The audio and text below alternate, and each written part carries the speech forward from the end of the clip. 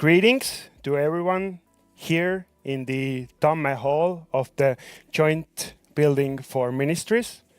And greetings to everyone also joining us live via YouTube and Facebook.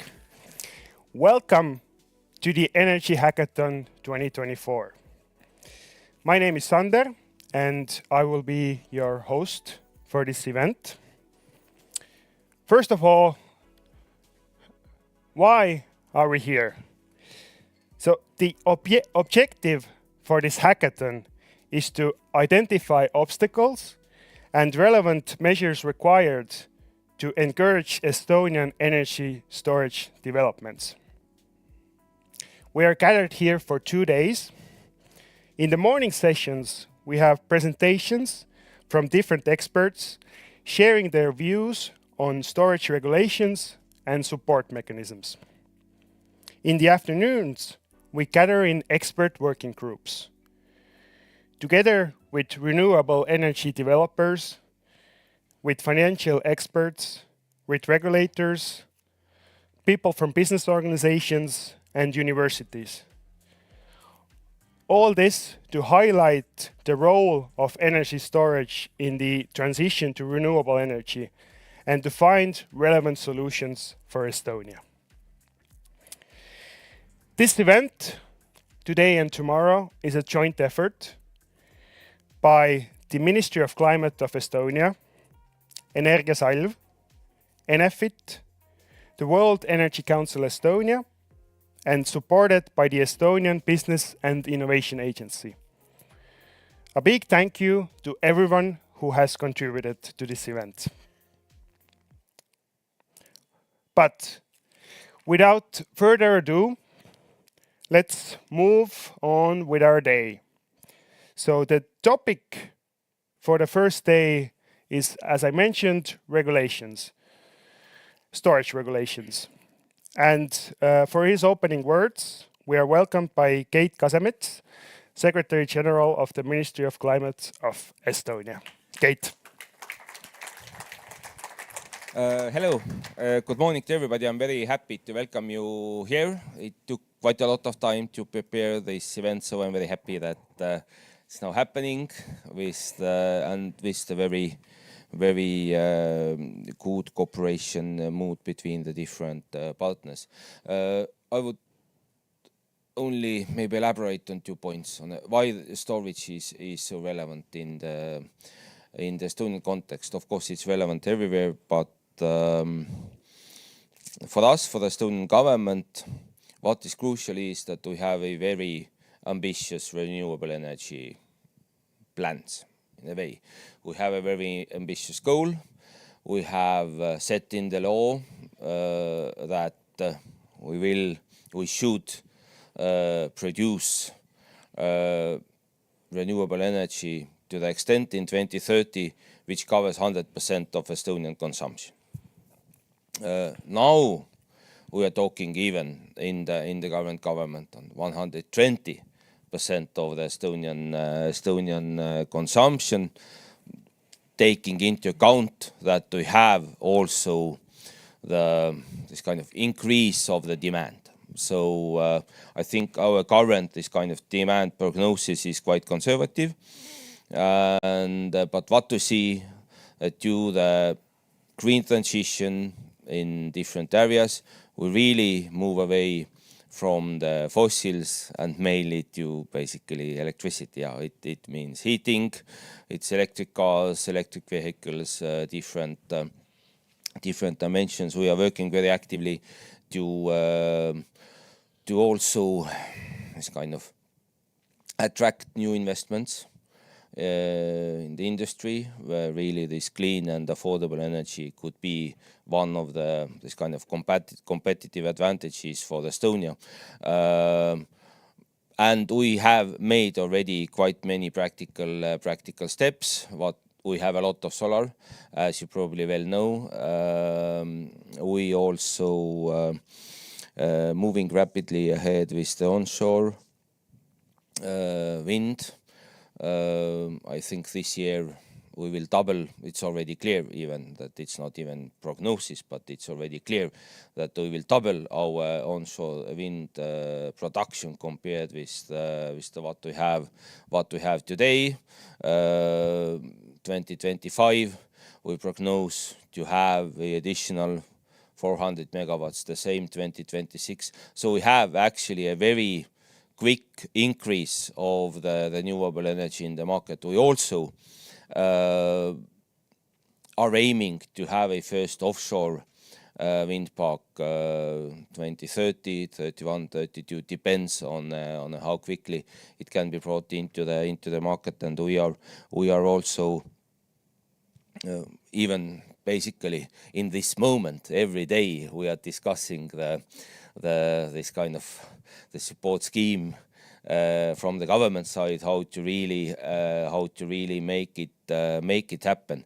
So what this means is that we have much more renewables in the market than we had before, and for that we need storage, and we need different type of storage, the short-term hour-based, but also more a little bit long-term, and this I think is, and we have made some pilots, and I think you will discuss it also here. We have pilot support schemes for a different storage kind of technologies, different small scale projects, but we don't have yet a this kind of comprehensive plan or scheme how to really encourage the increase of the storage capacities, and how to really ensure that we will get most out of the renewables, and for that we really need the storage. This is the first main this kind of point from the government side. The second on precisely on storage and what our plans are is that already in March we are planning to present to the government this comprehensive plan for developing the storage capacities. It will entail regulatory changes, what you discussed today, but it can, of course, contain also different other measures, financial incentives, guarantees, and I think this is the main aim of the event today and tomorrow, to really tackle all the different aspects of the storage issues, and in the Estonian context, taking into account what other countries have done, what the current best experience is, and to really have a very practical ideas what we can bring forward from the government side, also to really hammer it into the actual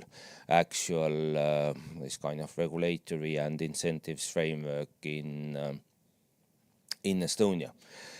So I wish you the very fruitful discussions. I really hope that we will have a practical solution out of these discussions. I can't unfortunately be here the whole time, but I'm following you in YouTube when I have time, and I will be here also tomorrow in the morning to a little bit look back to the day today, and then also warm up the discussions for Tuesday. Thanks a lot. Thank you so much.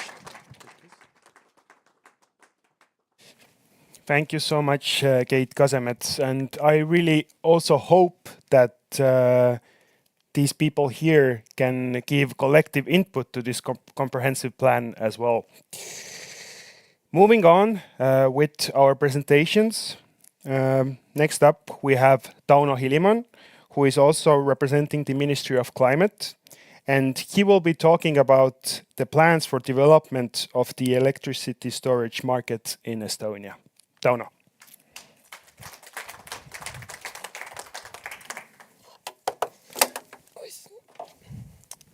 Good morning, everyone. Thank you all for coming here. It's really good to see that every one of you is interested in this extremely relevant topic for us, electricity storage. My name is Tauno Hilimon.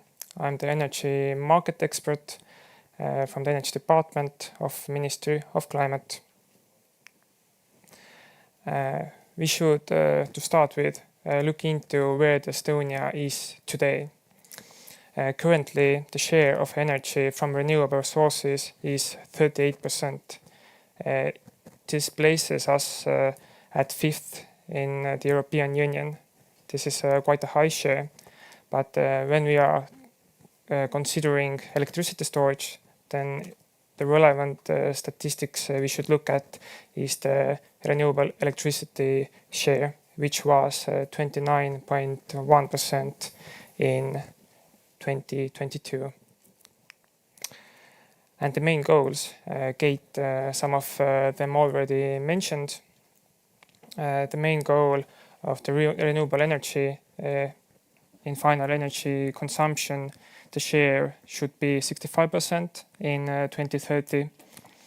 But the very ambitious goal is to produce 100% of renewable electricity in 2030 when compared to yearly consumption. So this is something that really paves the way and illustrates why we are here today. We are having these discussions, these presentations and workshops afterwards. So yeah, and what I would also mention is the update of energy sector development plan. This event also feeds into updating this plan. Energy sector development plan is the main plan in Estonia, which sets the targets, the goals, the measures to reach this 100% renewable electricity and other targets as well. And we are also updating these 2030 targets Keit mentioned. There are thoughts about 120% of renewable electricity and so on. So this is this event also and these discussions feed into this plan. And to maybe look at why, like on a larger scale, why we are having this discussion is to consider these trends. The first trend I already mentioned is the 100% renewable electricity production target and how this will be achieved. This will be achieved mostly by wind and solar capacities. As we know, wind and solar capacities are intermittent renewable sources, which means that the volatility in the spot market increases. We are seeing this today. And the last 2 years have been very volatile electricity prices, but also the need for non-fossil flexibility increases as well. And what I mean by the non-fossil flexibility is the electricity storage and demand response. And today we focus on the electricity storage. The second thing to mention here is the synchronization project that is planned to conclude at the start of 2025. The Baltic states will be connected with the Central European energy system, meaning that the need for load frequency reserves is raising, and the electricity storage certainly can play an important role there. And thirdly to mention is the issue with firm capacity. Estonia has been dependent on oil shale capacities in the past. Today we are seeing that these oil shale capacities can't really make it to the market. They will be phased out, and some alternatives need to be considered. And certainly, again, electricity storage can play a role here. And the fourth thing, when you are moving towards the 2030, is the grid congestion and the use of flexibility resources, electricity storage, demand response, which could alleviate this problem as well. And when we from the ministry are looking at the electricity storage, at the benefits that we are really trying to bring to the Estonian society, is of course the first thing. The electricity storage can provide the necessary reserves, but also decrease average prices on spot market, decrease the volatility, but also in the future when we are producing 100% electricity from the renewables, then to avoid curtailment of these resources and make it more efficient. And to go into this today's event and tomorrow's event, this event, this seminar part, and later on these discussions will lead into our plans to change the national regulation this year. We are planning to analyze and implement new regulation to boost investments into electricity storage. We are also discussing and looking into the possible financial mechanisms, and that's why the second day focuses on this topic. And we have some good examples from other countries, for example in Hungary, where there is a quite big scheme being implemented. What is also very relevant is the electricity market design update that is being finalized at the beginning of this year. This will be adopted to Estonian legislation next year. But what is relevant in this change or update is the assessment of flexibility needs, which will be carried out. This would enable us to see how much electricity storage is needed, and of course setting obligation to set national objectives of electricity storage and demand response. So that's why we are seeing that this is a good addition to European legislation. And about the hackathon that we are having today and tomorrow, as Sander already mentioned, we have a seminar part right now. We have our workshops in the evening. Hope all of you who are here can participate there. And in the first day, we are trying to find an answer to which market barriers are currently hindering the investments into electricity storage, and how we can remove these, which legislative changes need to be done. And on the second day, we will focus more, the presentations, but the workshops as well will focus more on the financial mechanisms and which could be applied, which are the positive, negative effects of these schemes, what should be considered when applying them. So this is something that we are looking into. And I hope that you will take part in today's discussions. This discussions spark some new ideas for you, and you will have overall a pleasant stay here in this ministry building. And thank you from my side. Thank you, Tauno. Don't run away yet, because something I forgot to mention earlier is that we are also open for questions for the presentations, for the presenters. So if anybody has a question for Tauno about regulations, about the expectations of the ministry, then we have Karl in the back with the microphone. So just wave if you have a question. It's totally fine if you don't, but if somebody does. Not yet, maybe soon, but it's okay. Yes, Tauno, this is also for you. Thank you for your presentation. Okay, moving on.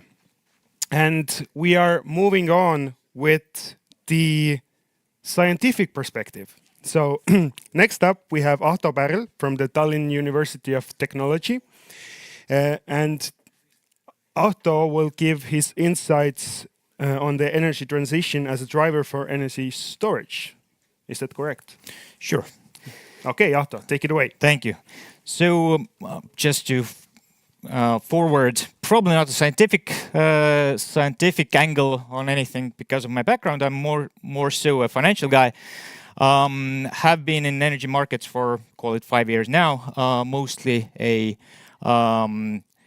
trading, finance executive, business management, but now transitioning towards more so on the energy side and have a personal interest in this field, having been part of probably the first energy storage projects in Estonia, which were also participating in the ancillary markets. So I think energy storage has been in Estonia for a while already, but I would say that we brought to the market the first systems that are participating today as well in MFRR, which was and is still the only ancillary market available. So today I want to give you a little bit of a background what energy storage will be available for and will be used for, and why I believe it's a huge market and a huge opportunity for everybody involved, but also how would you be able to make money in this field being market participant. So background, we all know clean energy is coming. It's here to stay, and I would say here to stay because of the cost of clean energy.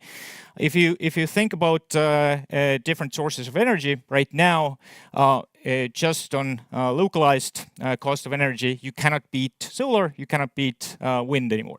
But it does have its problems. And we'll get to that. But the background here is that clean energy right now is the cheapest source of energy.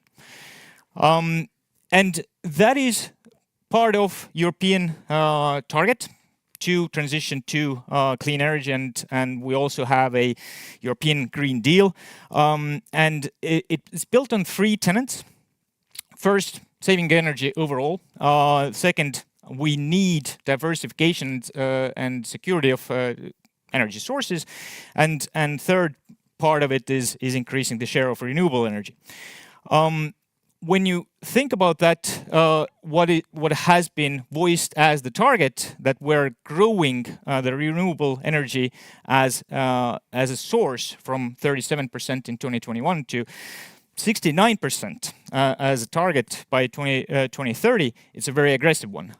Considering what it would mean from capex point of view, again, financial guy talking here, and what it means from project management point of view, because energy projects are not easy, nor are they fast to implement. And I would say there are certain parts of renewables that will most likely not grow very much in the future. Hydro being part of it, and when this report was put together, I would remind that nuclear energy was still quite a taboo. It is quickly changing, but what does it do for us? Question mark for me, considering the timeline of potential nuclear energy investment. We are quite good, as Keit already said in the beginning, at implementing new energy sources, and solar has been a good example. We're 6th in Europe when we consider what's per capita installed, and take a look at our location on the map, and it necessarily isn't expected from us. So we have done well there. Again, it does have its issues, and we'll come to this again. But the good news is we're well versed at implementing new and clean energy projects. But right now, the focus will be on wind, clearly, and solar in itself will be so somewhat of a a project that's not necessarily bringing new megawatts to the grid. And one more piece of information. This is this morning's energy market prices per Nord Pool and flow of energy, and this is quite I would say common about Estonia in itself and Baltics. We depend on Nordics. So Nordics quite in quite a lot of volume drive our pricing because it is cheaper usually than Southern Europe, and that's our main source when we consider Estonia specifically, and considering what's going to happen after 2025 when we're going to be disconnected from the Russian grid. And sounds good, right? The story is good. We're implementing a lot of energy projects on the renewable side. There's a clear uptick on production. But the problem is, if you don't know about the duck curve, then here is one. Duck curve basically comes from California, where they have been tracking the net load on daily basis over years and seeing how much solar gives you throughout the day from March to May each year. And as you can see, the net load, so the remainder of consumption that is not covered by solar production, is very high out of solar production, and that's only understandable because you need your consumption is a lot more stable than your solar production. The same thing now applies to Estonia. When you think about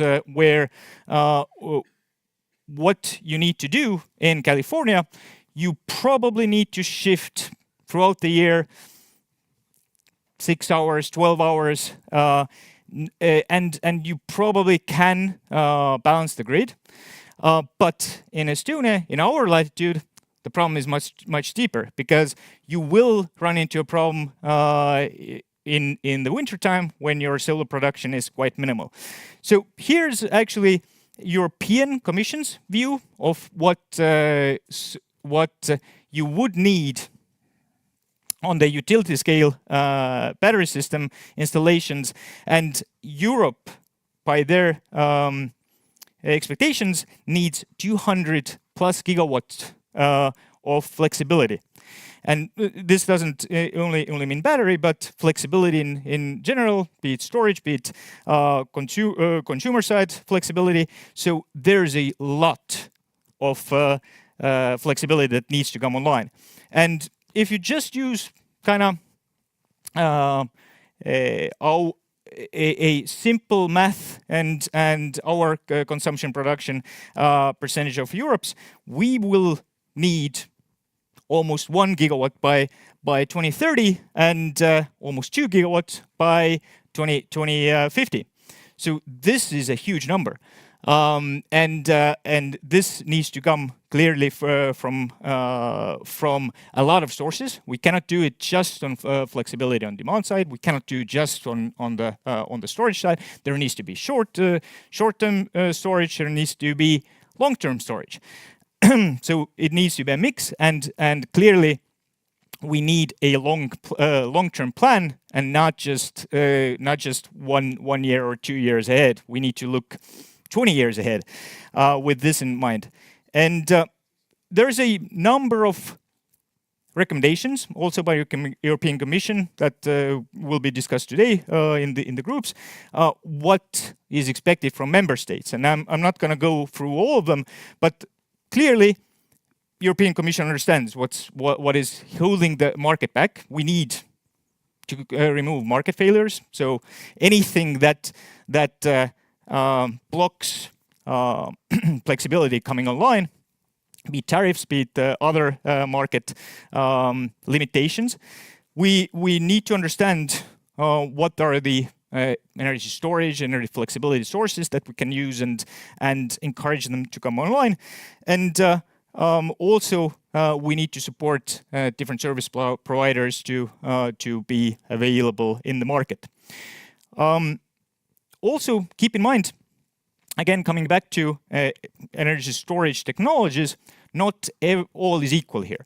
There are certain markets, there are short-term markets where certain technologies are more useful. There are longer-term markets where others are more useful. But also we need to understand that the technology itself is not stable. Technology does evolve, and for example, in this graph on the left-hand side, you have lithium as a storage chemistry, and even within 5-6 years, lithium has been able, or lithium storage producers have been able to increase the capacity by twofold, and there is expectation that this will continue. And this is in parallel to what we're looking at. So energy storage evolves, markets evolve, and market needs are different in different specs. So that all also drives where we should place the storage and what size of storage we should be looking at. And that's another question. Should we and can we have one central storage system for whole of Estonia? Probably we could. Is it reasonable? Probably not. So in a lot of cases, you need to start thinking about where do you place your storage, where you place your flexibility, and that drives the need for that flexibility, and based on the availabilities in the market, you can start supporting the right size of flexibility that you bring to the market and technology that you're supporting. So a lot of moving pieces here, and I would say this is something that is not static in any way. Every week there's probably a storage technology that comes in live, at least on news side, and promises to disrupt the whole market. So where's the money? This is average daily volatility of NPS together with MFRR. So NPS, Nord Pool pricing, and MFRR, the only available ancillary market right now to storage system owners. And the volatility, you can see, has peaked, and volatility here is defined as daily min, daily max, delta over a month period time. And it's not the price of energy that goes into storage system, but that price difference that allows me as storage system owner to actually make money.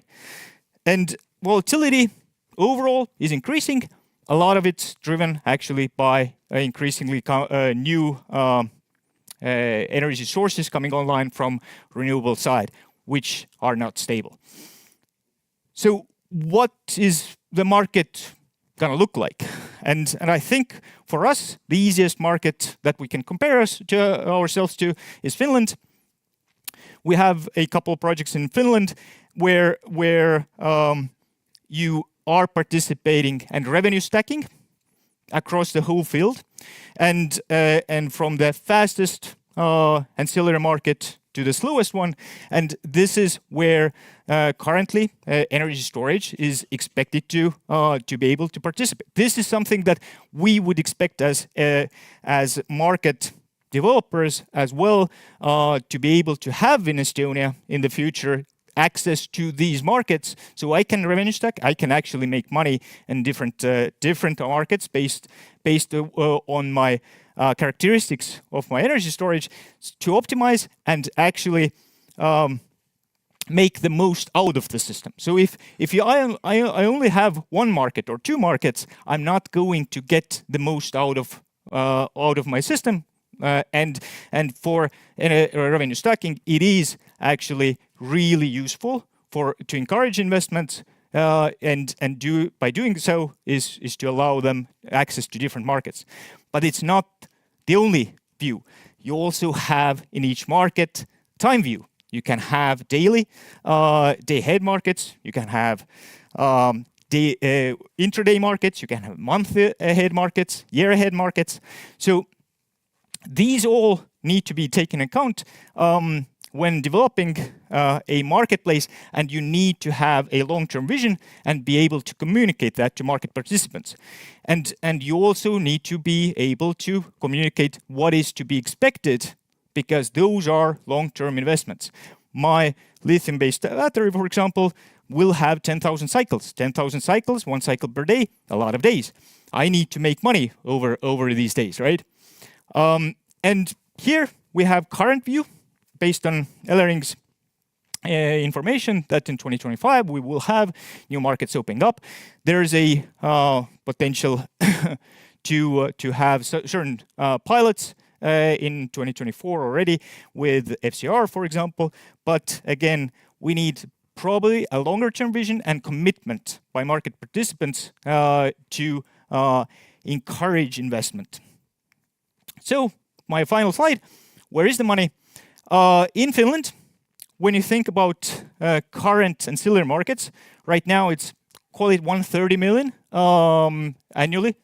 And most of the market is in MFR and FCR markets. Right now in Estonia, you have MFR where you can participate. You don't have FFRs, FCRs, AFRs.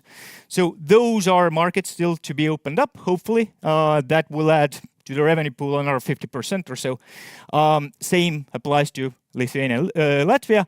But if we do it, in fast track, we could be the leaders in the Baltics to actually be able to start utilize these markets and export that know-how into our neighbors. So, thank you. Thank you, Ahto. Thank you for this financial view rather than scientific view. Do we have any questions for Ahto in the audience? Don't be shy.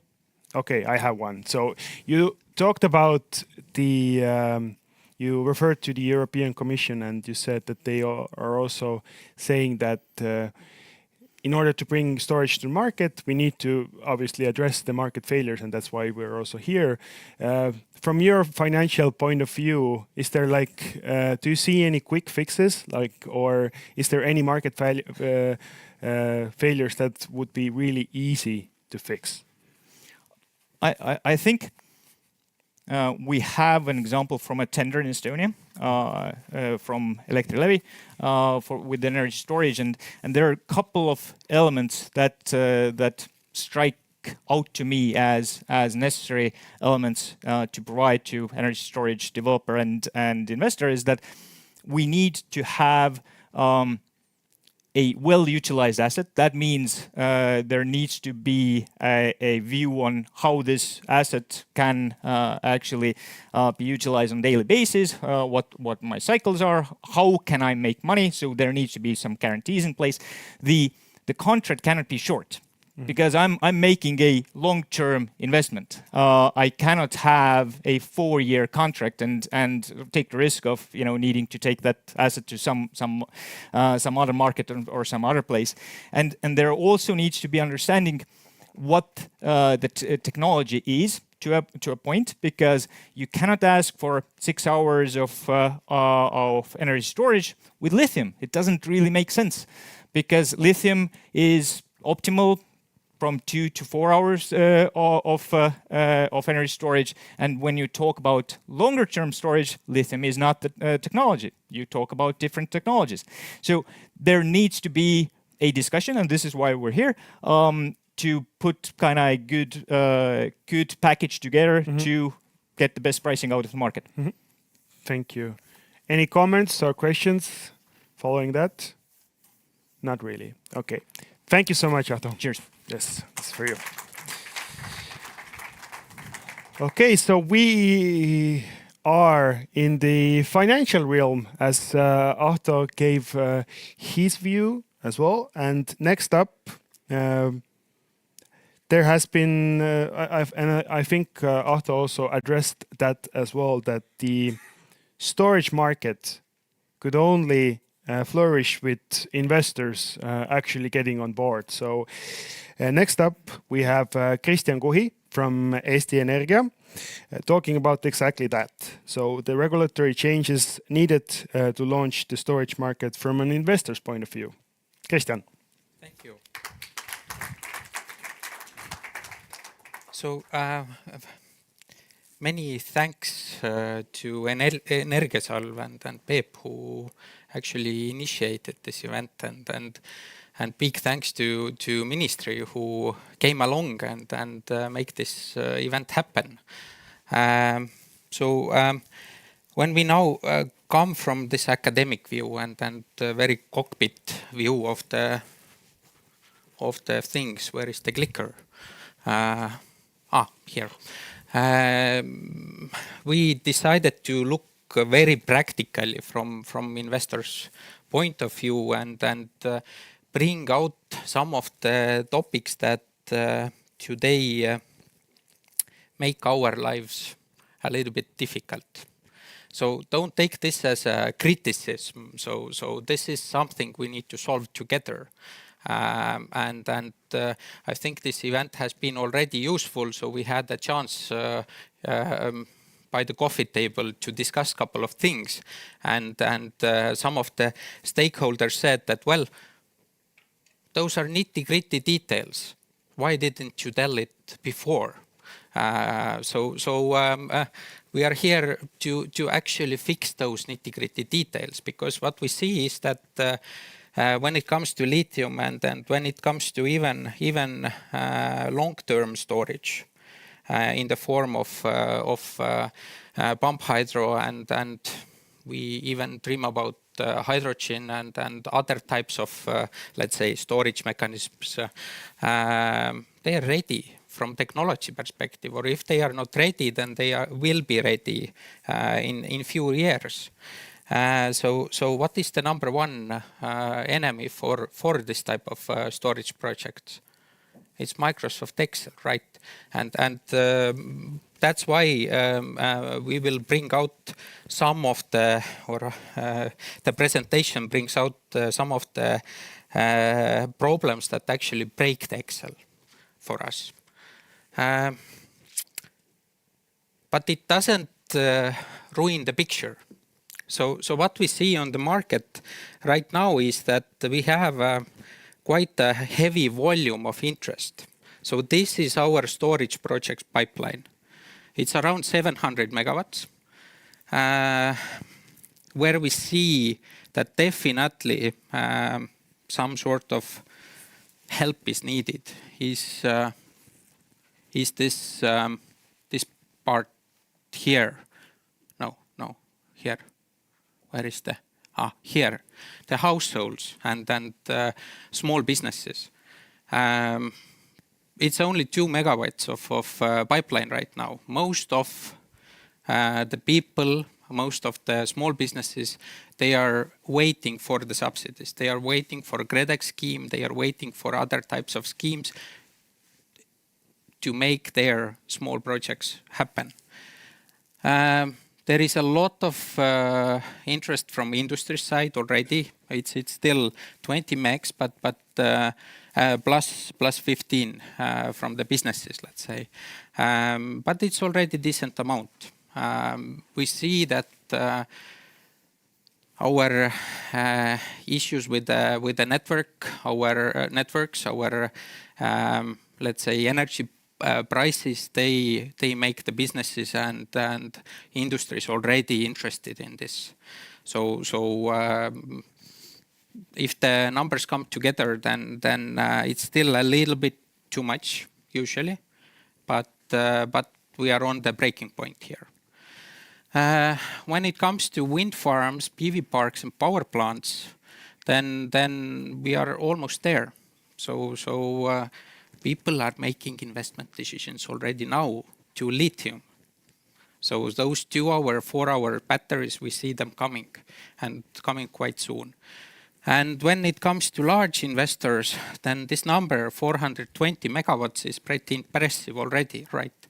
And we as, let's say, the biggest energy trader in the Baltics, we see all of them. They come to us. They ask for the different services, from development until trading, until the maintenance and so forth. And we see that the investors' numbers to lithium batteries are coming together.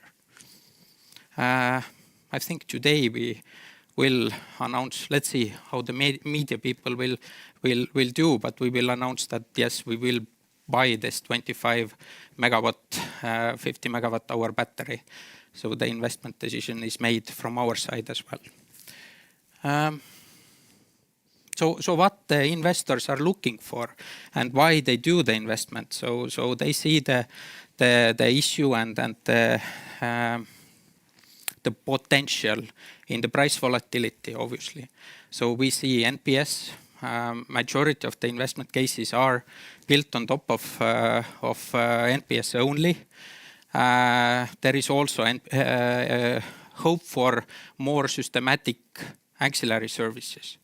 So the markets will open in the beginning of 2025.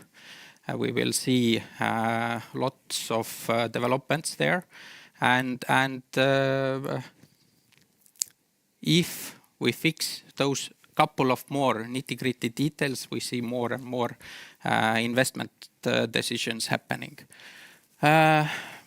Renewable energy, of course, everybody sees the trend. We heard that, well, the volumes will double pretty soon and then they will double again and double again. So this is what is happening in the world, right? And everybody knows in this room that in order to build renewables, we need to be able to shift the production when it comes to wind, when it comes to solar. And then storage is one mechanism to do it. And it's pretty interesting from that perspective. Then, yeah, I mentioned these ancillary services. So some investors really look only those markets or looking forward for those markets. When we look Finland, then the battery investments in Finland, they show pretty nice numbers. So anybody who wants to put their money somewhere, then go to Finland, put it there. And then, of course, we have this transmission grid topic as well and congestion topics. It's not only about congestion. It's also about the possibility to optimize the infrastructure in a way that you use the pipeline when it's not needed, right? So you can postpone some of the decisions thanks to that. And hopefully we will have also concession management somewhere in the future available on the markets as a service for everybody. So the practical problems, I think we have 4 or 5 listed here. One of the most dominant one or the most important one for us is that the energy storage is treated as regular consumer. And that means that the fees must be paid for both consumed and stored energy. So basically we have double taxation here. What does it mean? When we take Elering dataset, we have approximately 800 megawatts of storage connection points right now in the pipeline in Estonia. And then let's assume that there is like 2-hour batteries installed everywhere. It's not the case, obviously, in real life, but let's play this game. Then basically around 9 million euros is something that yearly per annum. So if we talk about 10-15-year investments, then it's more than 100 million. That will be paid as extra for basically just for fun. So how does it work today? So we have some sort of production, we have grid, we have storage, right? And then we have end consumers. So in case of 810 megawatt battery to our 1.6 kilowatt hours battery, this is the fee structure, yearly fee structure. So basically when we look at the, when we look at the loading and discharging, then there is a very heavy portion that is gonna be double paid. This small part there, this is the 15% that is used for the that is real consumption by the battery itself. So it's easy to solve problem. So let's hopefully solve it. The second topic is that today we were yesterday, some months ago, we were very happy about the fee structure change from transmission side. But when we looked more into this, then we saw that, in case of 10 megawatt, 20 megawatt hour battery, we would pay until the end of 2023, 90,000 euros per year. But in case of new tariff structure, we would pay 10 or 12 euros more, or even a little bit or significantly more with this price package too. So we don't have a special package for storage right now. So I hope colleagues from Elering will think about it. No?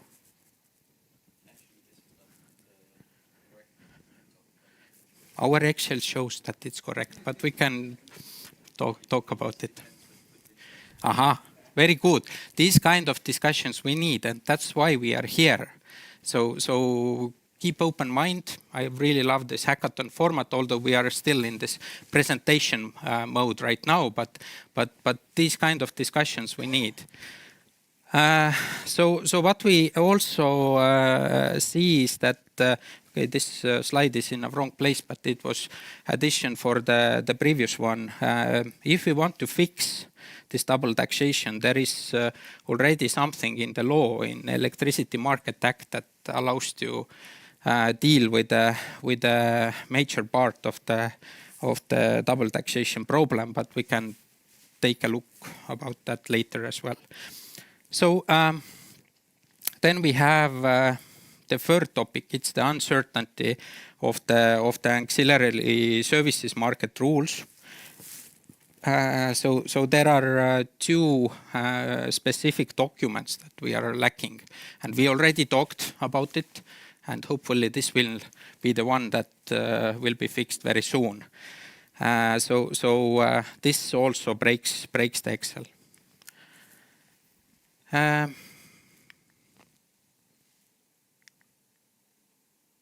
Competition rules. So with the change of EU market design, Baltic operators have, or Baltic TSOs are now allowed to invest in storage and participate on the electricity market. This is the exception here, right? So we need to, when we do the investment decisions, we need to calculate this in. Although when we had a chat with our colleagues in Elering, this is supposed to be a measure that is not meant to fight against the open market. It's a security measure. But still, if you read word by word, this one is also something that doesn't help with Excels. And then there is EVs. So we see that today there is almost 6,000 EVs on the market already. And our own forecasts show that there is around 700-800 megawatt hours of EV capacities available in different points of grid, in different points of time. And when we talk to EV manufacturers who make the cars and make the different kind of proof of concepts, then they say that, well, Baltic market, it's going to be the last one which we open, simply because, first of all, you don't have volume. But more importantly, your grid code is not there. So you don't really welcome. You are not the first. So we will go to UK, we will go to Belgium, we will go to Netherlands. This is more Europe. This is something where we want to prove our cases, but not in the Baltics. So forget about it. We are still planning to fight with this mindset. So hopefully we will see some V2G proof of concepts also in Estonia. And also don't forget that we are not alone in the world. So if we don't do right now something, other people will do. I talked about Finland. Lithuanians are very active. Even Latvians now started. So they are making their investments, and it has impact on our Excels. So maybe this one is something where we all together can figure something out and then start acting. So as a summary, those were the topics, the food for thought for the evening sessions, and thank you for listening. If you have any comments, questions, then yes, thank you, please. Thank you, Kristjan. Thank you so much. Questions, comments are welcomed. Yes, we have one. Thank you for the presentation. Martin Roach at the European Association for the Storage of Energy. I'll be presenting next. I just had a quick question. So the Agency for the Cooperation of Energy Regulators released a report in December for all the barriers to distributed energy resources and demand response. And now they're doing a consultation about, how should they prioritize these barriers? Because they're looking at each member states, how have they been implementing European legislation. So my question to you, because I'm very interested in hearing, would be which of these aspects or barriers would you prioritize if you had to? Thank you. Thank you for the question. So obviously, I think everyone in this room has their view and their different perspectives. But from our side, it's always this taxation topic is important. Also, I mean, the concept is the storage really a consumer, right? So it's maybe not. So we need to find some sort of conception where under which this mechanism will be from regulation perspective. So maybe this is the most important one, but locally, obviously, the last one. So let's start doing something. Thank you. Any other questions? Okay, I have one quick one as well. So, as not an investor, not a storage expert, and there was an interesting point that you brought out in the beginning of your presentation, or the first half of your presentation, about Finland. So you said, if you can put your money to Finland. It was a joke. Put the money in Estonia, of course. Okay. Thank you so much, Kristjan. Okay. Thank you. Thank you. Okay, moving on. Martin already basically introduced himself, so he will be. We're really glad to have him, and he will. Dr. Martin Roach from the European Association for Storage of Energy will be talking about their insights on supporting renewables. Martin, the stage is yours. Let me just keep a track of time here. Okay. Yes, no problem. Okay, so many thanks for the invitation. Very happy to be here. So my name is Martin Roach. I'm a senior energy analyst at EASE, which is the European Association for the Storage of Energy. We have over 70 members that are active in the energy storage industry, including Energiasalv, if I said that correctly. So I'm very happy to be here. Where's the clicker? Here we go. So I'm coming from Belgium, and we're well known for our comic strips. And I think this kind of describes a little bit of captures the learning process that I had when reading about the cap and floor proposal. So for me, it was like, initially without doing any research, I hear cap and floor, and for me, I'm thinking it's going to be something related to contracts for difference. But after digging in and reading the proposal, I start to realize that, well, wait, you see the words allowed capex and you see controlled opex, and so these things really imply that I was thinking this sounds more like a regulated asset base, like of a TSO or a DSO. And then I learned that, in fact, little did I know that in the UK, they use this model to fund interconnectors. So it's already in use. And so now it's been sort of adapted and it's pioneered, I would say, in the proposal that has been shown. And that for right now, there's an ongoing consultation in the UK as well to adopt a cap and floor regime. So you may be asking yourself, well, if this is about a cap and floor regime, what can we learn from renewables? And I would say that there's many aspects that key insights that we can derive from the experience in supporting renewables that can inform the design of any support mechanism. So that's what I'll share with you today, is these practical insights. So here's a breakdown of my presentation. I'm going to give you a bird's eye view of supporting renewables. Why do we do it and how? Then I will I'm going to bring 3 key insights to light that will be revisited by giving examples of historically how we've supported renewables, and already shared these insights. The first insight is that there needs to be a balanced strike between revenue stability for investors and protecting consumers. The second is that the support mechanism needs to be future-proofed, so you need to avoid unexpected outcomes. And the third part is that you need to provide efficient incentives. So that means that it shouldn't lead to market distortions it shouldn't lead to market distortions, and it should enable a least cost energy system.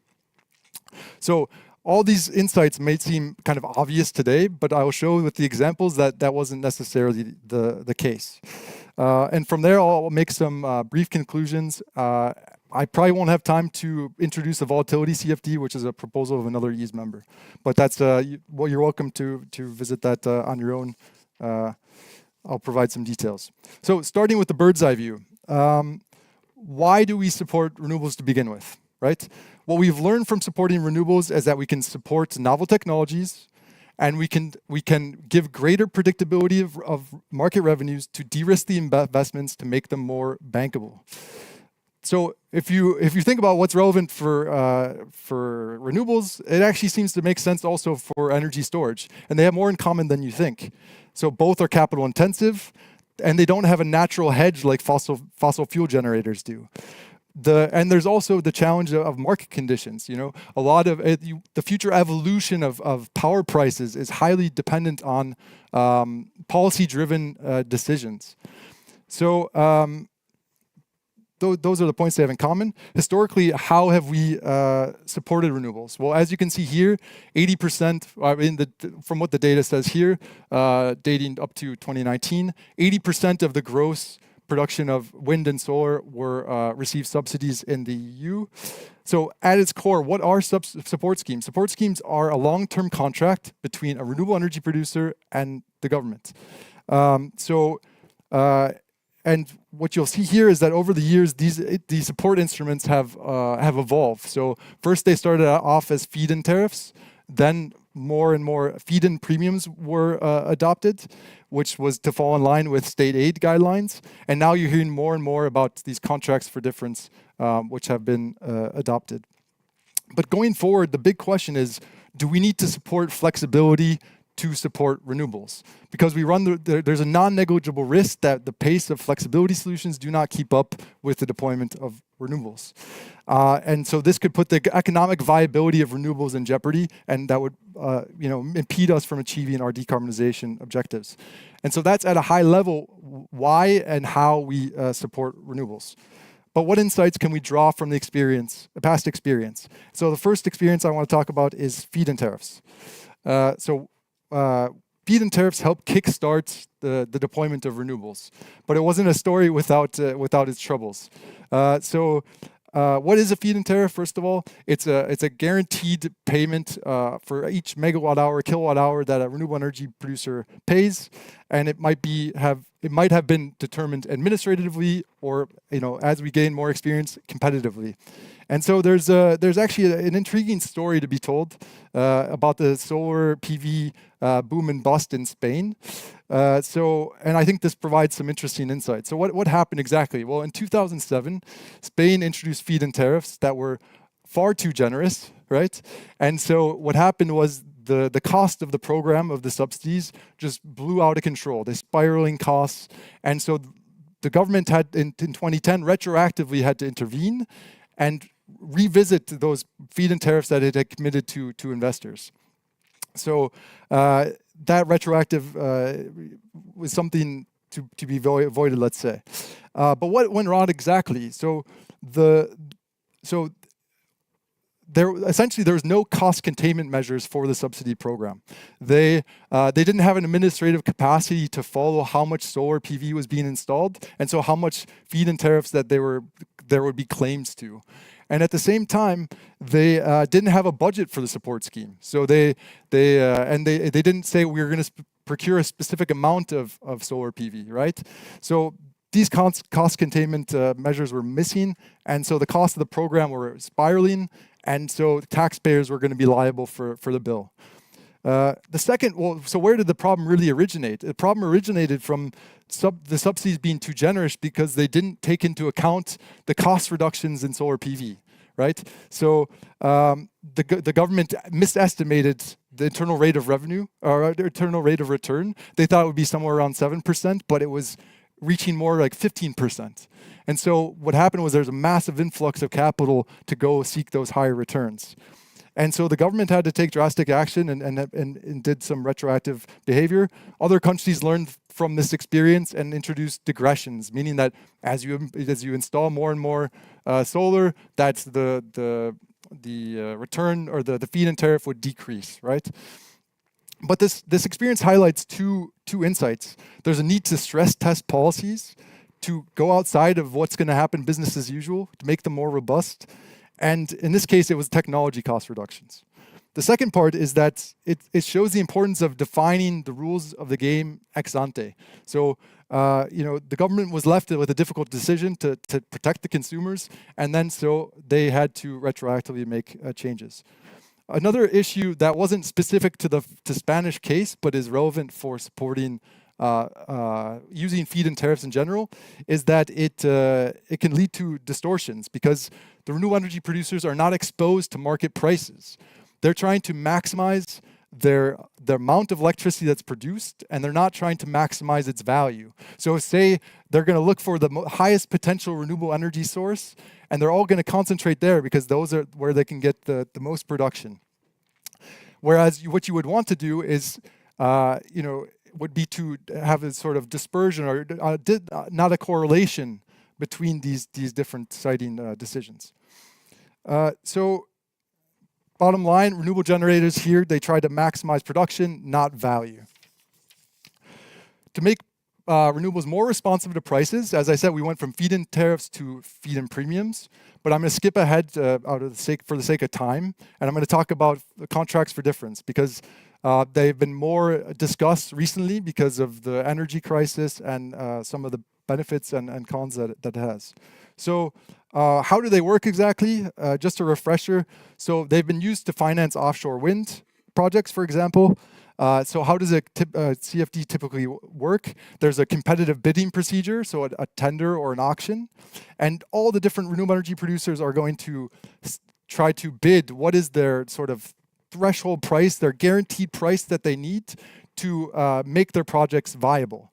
And so then the most competitive bidders win, and they're getting that price from that guaranteed price, and that's what's called a strike price. So that strike price in a conventional contract for difference, say this is the first hour, right, and the price is 80 euros, the government's going to pay out that money to the renewable energy producer to make them whole, to reach a strike price.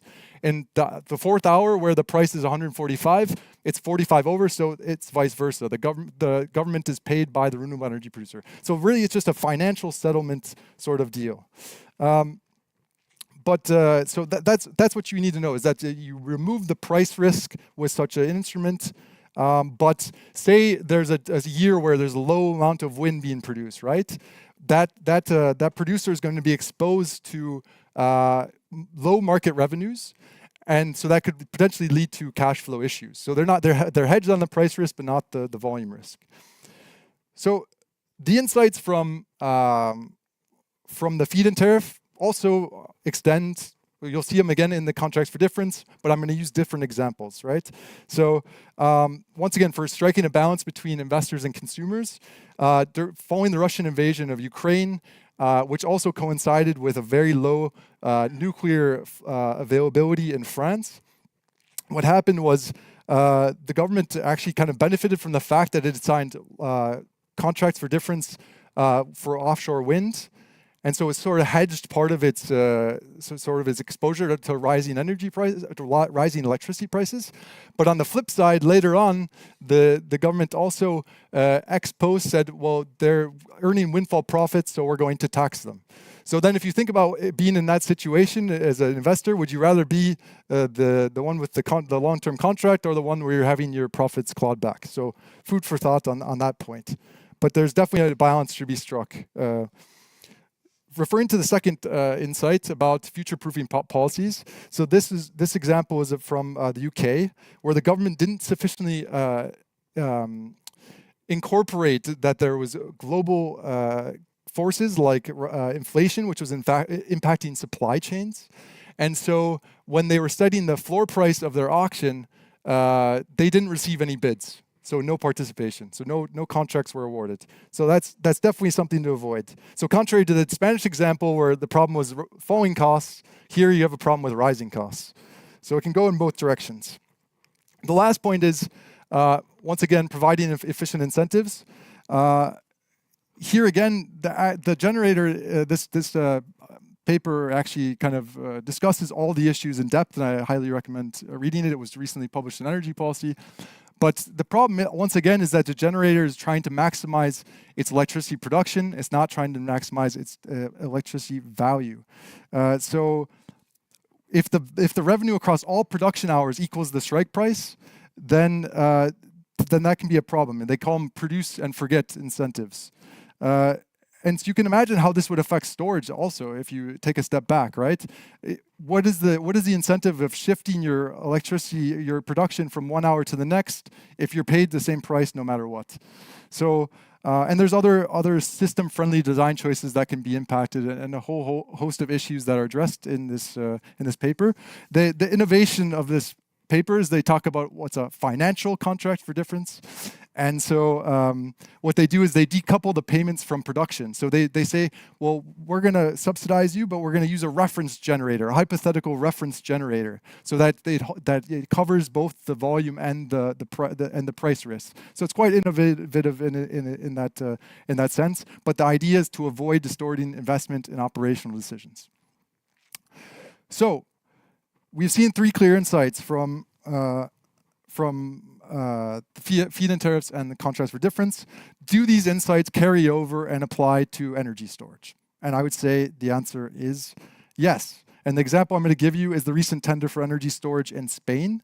So it definitely takes into account the key insights. So what did it do? It had a fixed budget, right? And it had a competitive tender. And so in this way, it ensured that the costs were contained. I think this is now also a part of state aid rules in a sense. So it's something to keep in mind. what was also innovative is that the tender was multi-criteria, right? So it wasn't a pure price-driven approach. What they did is they included other things, including technical features. So could the asset provide synthetic inertia or other system services?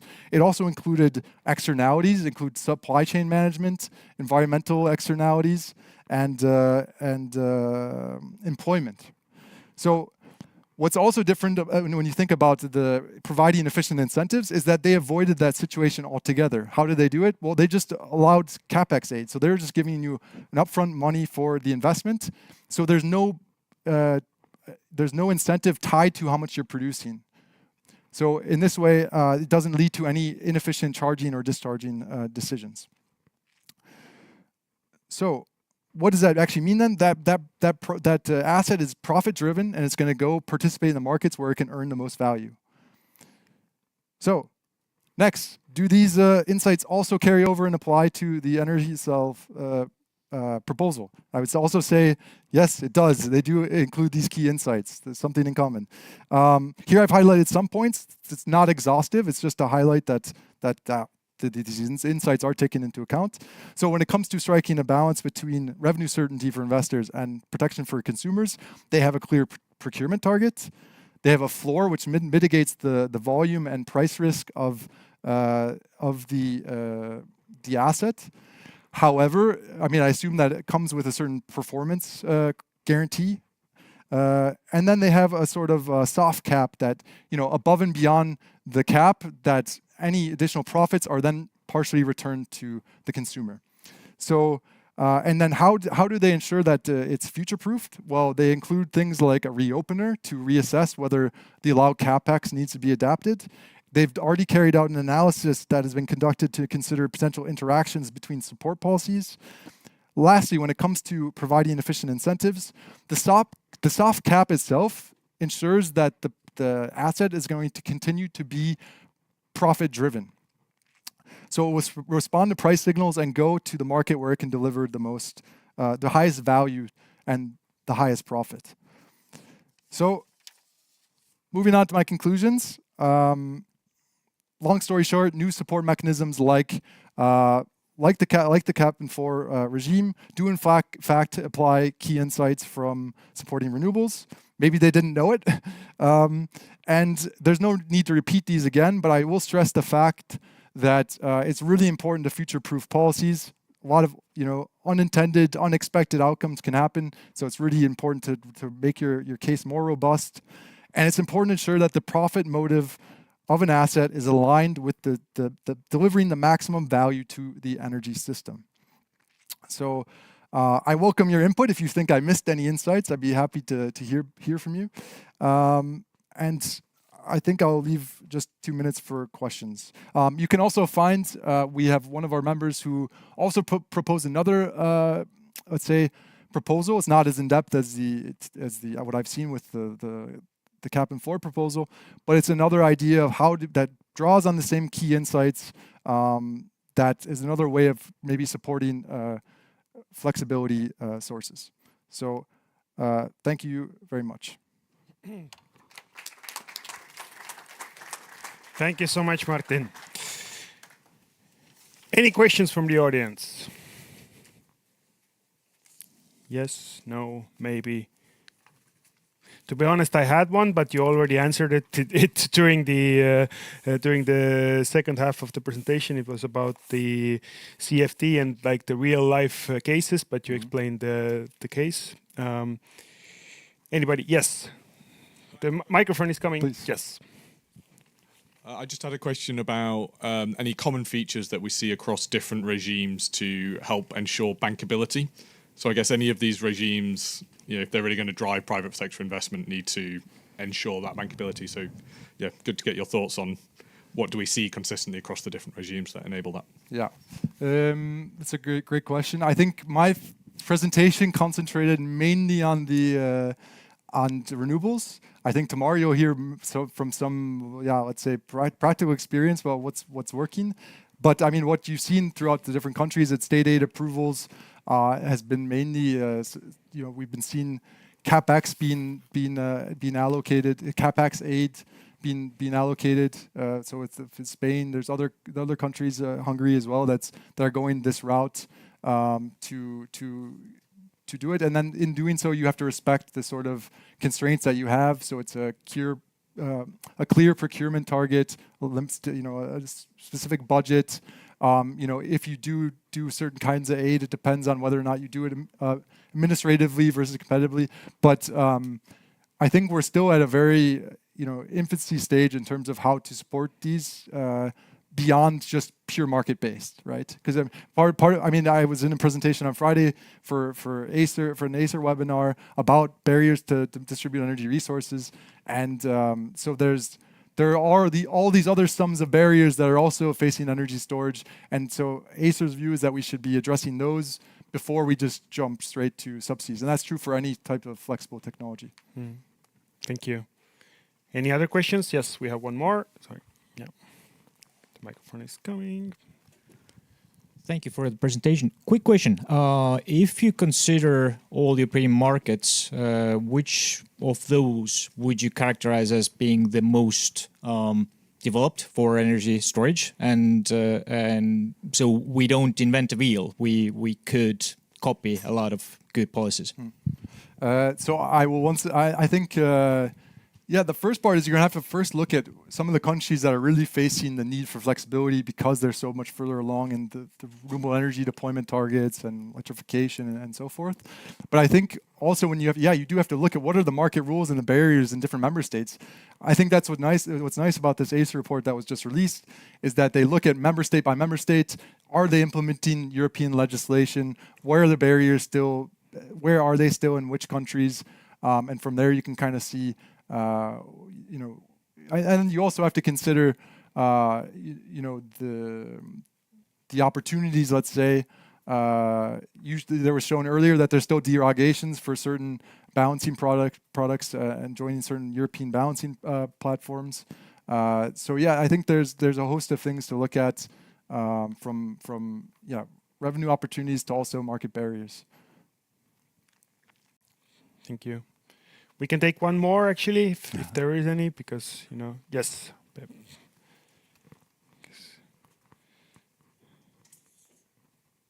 Yeah, thank you very much, Martin, for your presentation. You touched a bit your discussions with Acer, but what about the European Commission?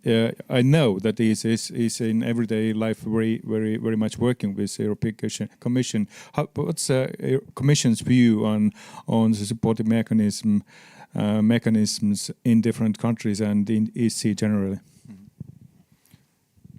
Yeah, so I can't speak for the Commission by any chance. I guess my intuition would be that there is ways of allocating or introducing support mechanisms, and typically they've been going through the state aid process, and so they do get the approval from the European Commission. And when it comes to addressing barriers, if there's a lack of implementation of European legislation, that's up to them whether or not they carry out infringement proceedings or what have you. That's their prerogative. Thank you. Thank you so much, Martin. Thank you. Just for you as Thank well. you. Appreciate it. Yep. All right. I love the fact that we're now starting to get questions from the audience as well. It means that we're getting into the vibe of our afternoon where we are all about discussions. But for before lunch, we still have a couple of presentations.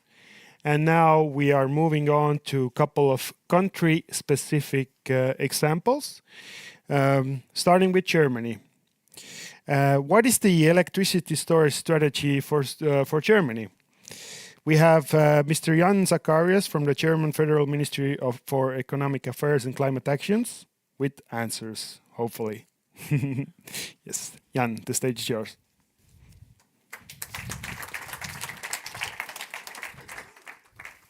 Thank you very much.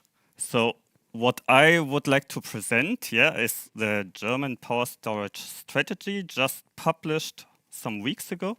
I hoped to have it here with me in English, but unfortunately the translation will be ready only next week. But nevertheless, you will have the possibility also to download it afterwards. But at the very beginning, I would like to start with a motivation about how power storage works. Let's see. I will have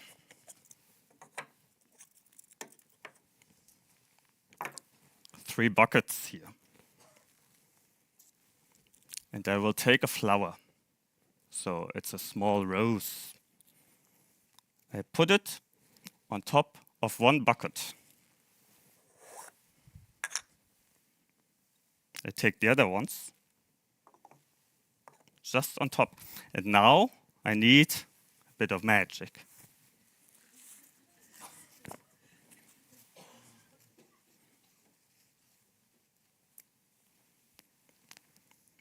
I don't know how you call these words in Estonian language. In German, I would say abracadabra, but maybe it works better in foreign languages.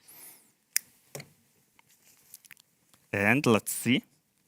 Yeah, the rose is there, really. Just, if you don't believe me, one more try.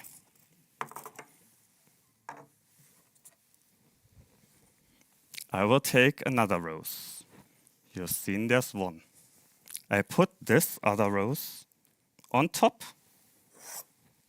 and take these buckets and put them here. And maybe now I do the same words? Yeah, I do the same words, which are abracadabra. Maybe you also do it with me, abracadabra. And so you will see. 1, 2, 3. Abracadabra, exactly. And so, here we have 2. Exactly. So, this is just to have some motivation. You could think that it's nothing to do with energy storage, but I can tell you it's more storage than you think, because this is what I did. I had here. I did not have the rose, but I had some rope, a small rope, and in the end, it was just below the buckets, the heads.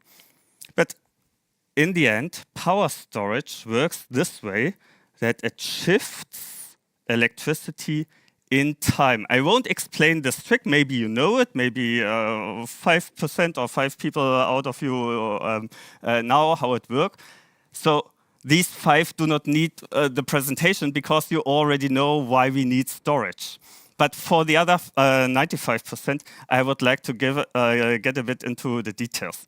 The point really is power storage shifts in time, and grids power storage shift in place. And for a world with an increasing percentage of renewable electricity, we will need both, shifting in time and shifting in place. And there's another information that I cannot get too much into details because it would just be too much. But because we are also discussing some financials, I would say that storage is as systematically relevant to the power system as banks are to the financial system. This could be something for the discussion or for workshops afterwards in the afternoon, but this is what I learned in the last 10 years. But starting now with the situation of Germany and then coming to our power strategy.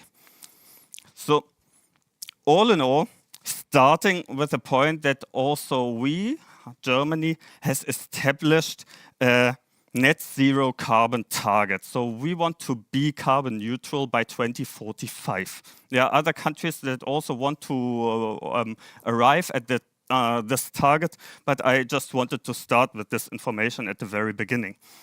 And Germany has an interesting geographical aspect that we are surrounded by European member states, except for Switzerland, okay. But in the end, we are surrounded. We are in the center, in the heart of Europe, and we are highly connected and with to our members, and we do not have an isolated situation. So it's important really to drive the energy transition especially in Germany. We are the largest economy in Europe. On one side, we have a very high population with more than 80 million inhabitants, a large gross domestic product, and so, of course, also very high consumption. And this energy consumption also leads to high greenhouse gas emissions. And it's not easy to arrive at net zero by 2045, but we aim for this. And we already did some way at the very beginning. Having a look at the fall of the Berlin Wall, 1989 and 1990, then we already decreased our emissions within the last 30 years and more than 30 years. But now we have more or less 20 years that leave to reduce all the rest. And this is this way is even harder to go. But one thing that I'm also proud of, and that helps a lot, is that this energy transition that we call in German, we call it Energiewende, like a turnaround, a transition, enjoys wide support within population. There are people who already install solar PV on their roofs. There are people who install heat pumps at new residential houses. And you will see it here with a red, marked in red, that there are already also people installing battery storage. That is already installed, 2%, or planned to be installed, other 2%. And this leads me to our energy storage strategy. To start at the very beginning, the big picture, to store electricity, we have seen it in another presentation. We need to cover seconds, minutes, hours, but also days, weeks, and months. I will focus on the power storage strategy here. So I won't focus on seasonal storage, because seasonal storage is covered with other technologies. But even the point of power storage to cover daily fluctuation. This means renewables during summer days, for example, sunny days, shifting this electricity to the night hours. This will be topic here of the strategy. And what I do, I will just dive into some of our measures and give the overview. And all the rest can be discussed afterwards together with you, and I'm happy to be here for you. So starting, just diving into one of our measures, measure number 1, it starts to understand which power storage technologies are there. And there are more or less 4 technologies that we focus on in Germany at the moment. This is one, hydro pumped storage. That is possible, especially when there are mountains, so in the south of Germany. In the north of Germany, we don't have hydro pump storage assets because it's more like a flat valley. The second technology are home storage systems. So home storage systems installed at residential buildings, usually when there are solar PV, when there's solar PV on the roof, usually. And within the last years, there are large battery farms also entering into the system. So large battery farms, maybe you can imagine large fields, like one installation will be 6 football soccer fields, like a large place, and at this place containers where there are installed large batteries. And the last point on technology number 4 are cars, electric cars that cannot only charge from the system, but also re-inject electricity to the system. And there are different applications, different use cases where these technologies are used for. So until now, hydro pump storage and battery farms are usually used for system services for the TSOs, for transmission system operators. Like in Germany, it's especially FCR and AFRR offerings. So this would be some discussion. You say in Estonia, it's mostly MFRR. I do not understand this from a financial aspect, but let's see this at another point. And going to the spot market, so doing arbitrage effects. These are the use cases for hydro pump storage and for battery farms at the moment. And for another technology for home storage, PV self-consumption is the typical use case. PV self-consumption to increase. You earn your electricity from your PV roof, you store it in your home storage, and you use it for your household. The point is that there are barriers at the moment, especially grid fees, to use home storage or bidirectional cars for system services or arbitrage, for example. These are here the red barriers that I marked, and this is what the first thing we wanted to understand in our storage strategy, which technologies do we have and what barriers exist there. So coming to barrier or measure number 2, it's already included in measure number 1, let's say, but we see that the residential storage is just going up, but residential storage is usually used for residential increase of PV in summertime, for example. During the winter, the situation in Germany is more or less like here in Tallinn. There's not so much sun shining, or when there's sunshine, there's a snow cover on the PV roofs. And so we do not use these storage technologies. And the point will be to include these residential storage systems to offer grid services, for example. Measure number 3. It was already explained because it's more or less the same in Germany. We do not have double tax. We only have tax for one side, for consumption, not for re-injection. But in the end, here you see the electricity sector, the transport sector, and the heating sector. And you see taxes and levies and grid fees. And what you can see is especially a high block here for electricity consumption, a high block of grid fee. And this high grid fee block prevents for using, for example, home storage systems to do arbitrage effect at the spot market, because in the end, the grid fees are most of the times higher than the spread that you could earn at the spot market. So this is another point that we analyzed and that we would like to really cope with to maybe overcome this topic. So I already presented 3 measures. Here you can see 18 measures of our power storage strategy. All in all, these 18 measures have to be thought together. And there's not the time here to present all 18. I already mentioned we will have the translation of this strategy in English. But what I did already is giving a teaser, an insight into measure number 1, 2, and 3.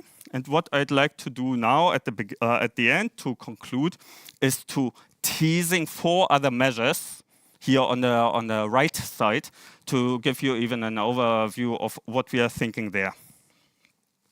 And here you have maybe from my point of view one of the most important slides in the context of the power system, but a very complex slide that I would like to explain together with 2 measures. Okay, here the layout just shifted a bit, but in the end, it's the point you see the power grid system at several levels. In red, you see low voltage, medium voltage, MV, high voltage, and extra high voltage. And in Germany, extra high voltage is covered by 4 TSOs. And all the other voltage levels, low to high voltage, is covered by 900 DSOs, distribution system operators. The point is, we have different actors who would like to use the flexibility of batteries, of cars, etc. For example, let's take the TSOs. TSOs would like to have flexibility for system services like FCR, frequency control reserve, AFRR, MFRR, and so on. Whereas other participants, here market players, they would like to have renewable energy system integration. Means, for example, they would like to use the spot market when there's high or renewable share in the market, prices are low. these market players, aggregators, can buy electricity, store it in a storage, and when prices raise because the renewables are lower, the percentage, the share is lower, then they feed in back. So this is the idea especially of market players and their focus. We have DSOs who have who would like to have grid integration, use flexibility for grid integration. In Germany, for example, DSOs have the aim, or we as a policy, from policy side, have the aim to integrate 15 million battery electric cars and 6 million heat pumps by 2030. And to integrate these, it's important that the grid, especially at low voltage level, is not crowded, is not full already by other flexibility services. So these objectives are in conflict one to the other. The TSOs would like to use flexibility, the DSOs would like to use flexibility, and so on. And our aim is really to have a look at it, because the flexibility exists only once. And we have to stay with the overview. And there's one group that I even did not mention here until now. These are the customers. And customers may also want to use their solar PV electricity, their generated electricity stored in their car maybe, to be used for their home. This leads me to one point I would like to, I have several points at the end of my presentation, but this leads me to one point that we are thinking about bidirectional charging. And bidirectional charging, we do not understand it only vehicle to grid, as it was already presented here, but also vehicle to home. Because vehicle to grid uses the grid, and vehicle to home stays out of the grid, and this may be also important from our point of view. Vehicle to home to grid, doing vehicle to grid only when vehicle to home is already done is a very important point. Coming to one more point is using statistics. Here you see the growth of batteries in Germany. The point is that pumped hydro storage is not included. The point is that battery electric cars and their possibility to re-inject in the grid is not included. And it's not an official statistics until now, or the statistics is official, but the visualization is not done from an official site. So this will be very important. We can only do decisions in the moment when we have good data and data that we can really use. And the last point here, measure number 17 out of 18, is to promote battery cell production. Our minister, federal minister, some weeks ago handed over some agreement to promote one battery, not battery farm, but a battery cell production in the north of Germany with 900 million euros. And there will also be other battery production sites in Germany because we use them, not only for the energy transition. You know, Germany is a car manufacturing country, and it's the motor until now is the core of cars, and the battery will be core of electric cars. It's the core of electric cars. Therefore, we also need this help from let's say state aid from this point of view. I am happy that I could present this, and now at the end, I still have 2-3 ideas that I did not raise my hand until now, but I got some information in the other presentations, and I would like to give, let's say, a teaser on this. One was, like Ahto was presenting, where is the money? And you mentioned MFRR.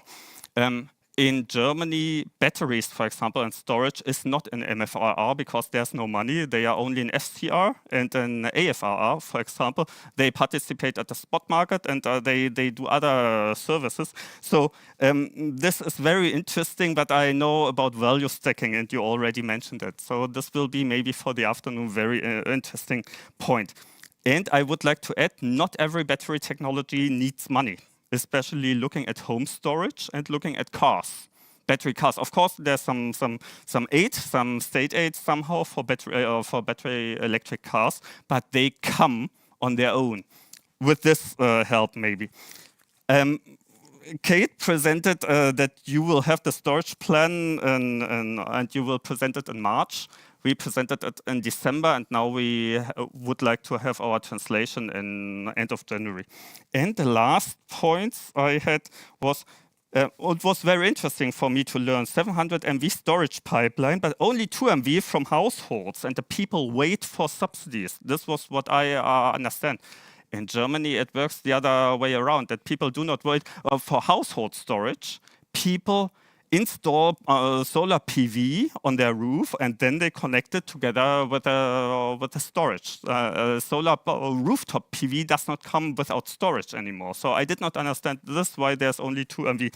But nevertheless, and the point with vehicle to grid and vehicle to home, I already mentioned. From my point of view, vehicle to grid, only focusing on this could provoke grid issues in the end, but also for the afternoon. Thank you very much. Thank you so much, Jan. Thank you so much, Jan. You're raising the bar with magic tricks. Does anybody have questions? We have time for one question for Jan, which the discussions can obviously follow in the over lunch as well. Yes, we have one here. Here, Karin, come with the microphone. Yes. Hi, I don't have a question, but the information bit that Estonia is connecting to the European grid 2025, in the beginning of 2025. Until then, we don't need AFRR and FCR. So after that, it's definitely the logic that all the storage is going to be getting money from these markets. And the other information bit is actually that Estonian market participants are already participating over the DC lines in AFRR market in Finland. So these 2 information bits also here. Great, thanks a lot. Thank you. Thank you so much, Jan. Thank you. Here you go.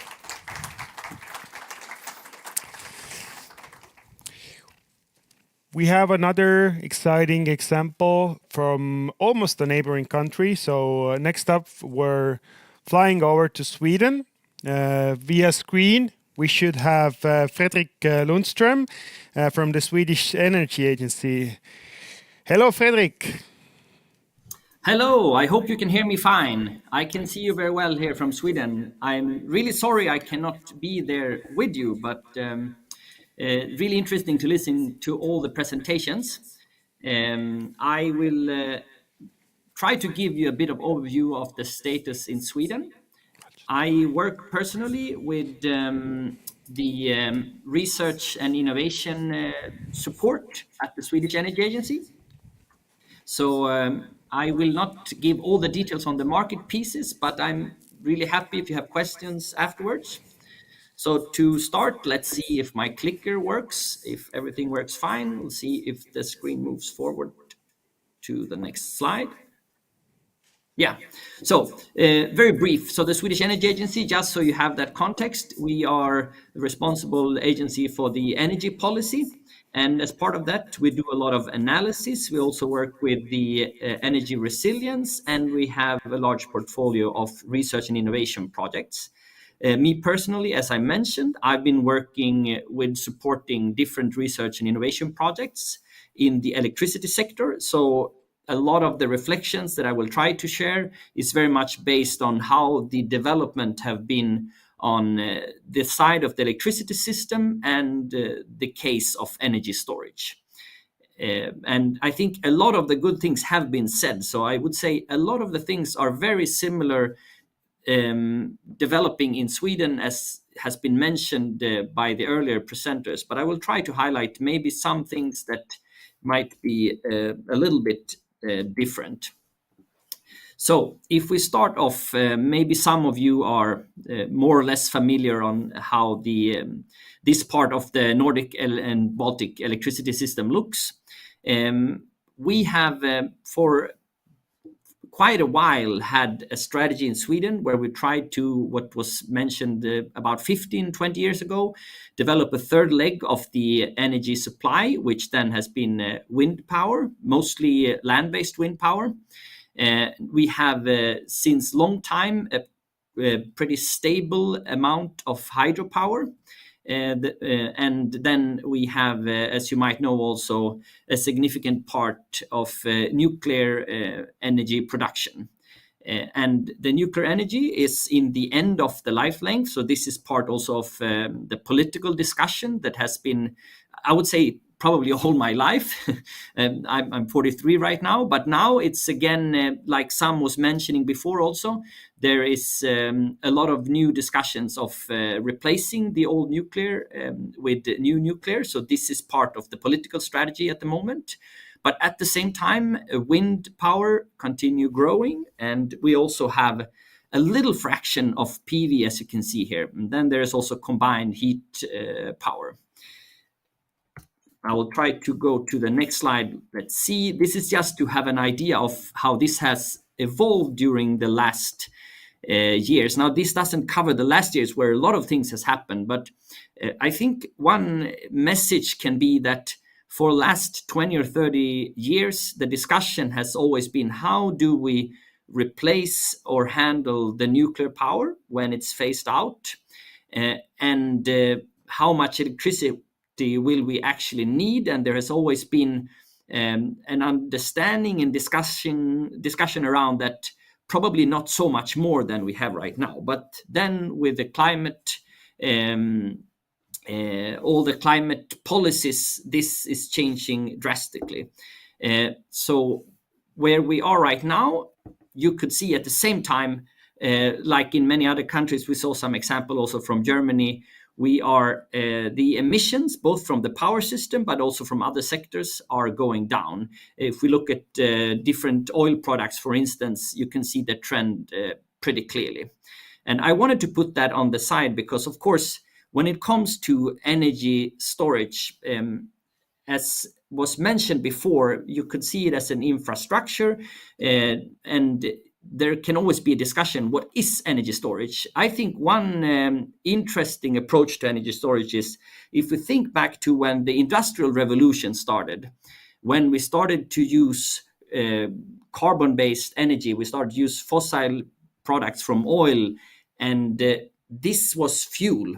And the fuel, of course, this is energy stored. And when we started to trade this, we could talk about barrels of oil, and we can have different quantities. But an easy quantity is to talk about how many megawatt hours or kilowatt hours of energy that we're trading. And we pay for that in a market. But how much do we actually know that what we paid for it, what was the value of the energy, and what was the value of the fact that the energy was stored and could be moved around, and could also both be moved around in the room, in the spatial world, but also in time. And now, as we are phasing out, of course, fuels, that means that when we replace it with new energy, but that doesn't come with storage automatically, then we need to solve this a different way. And this is, of course, part of what creates that story that we are into right now. So if we take that to the next step, what happens now in the Swedish energy system? So we've had a pretty stable production of electricity. We are a net exporter of electricity.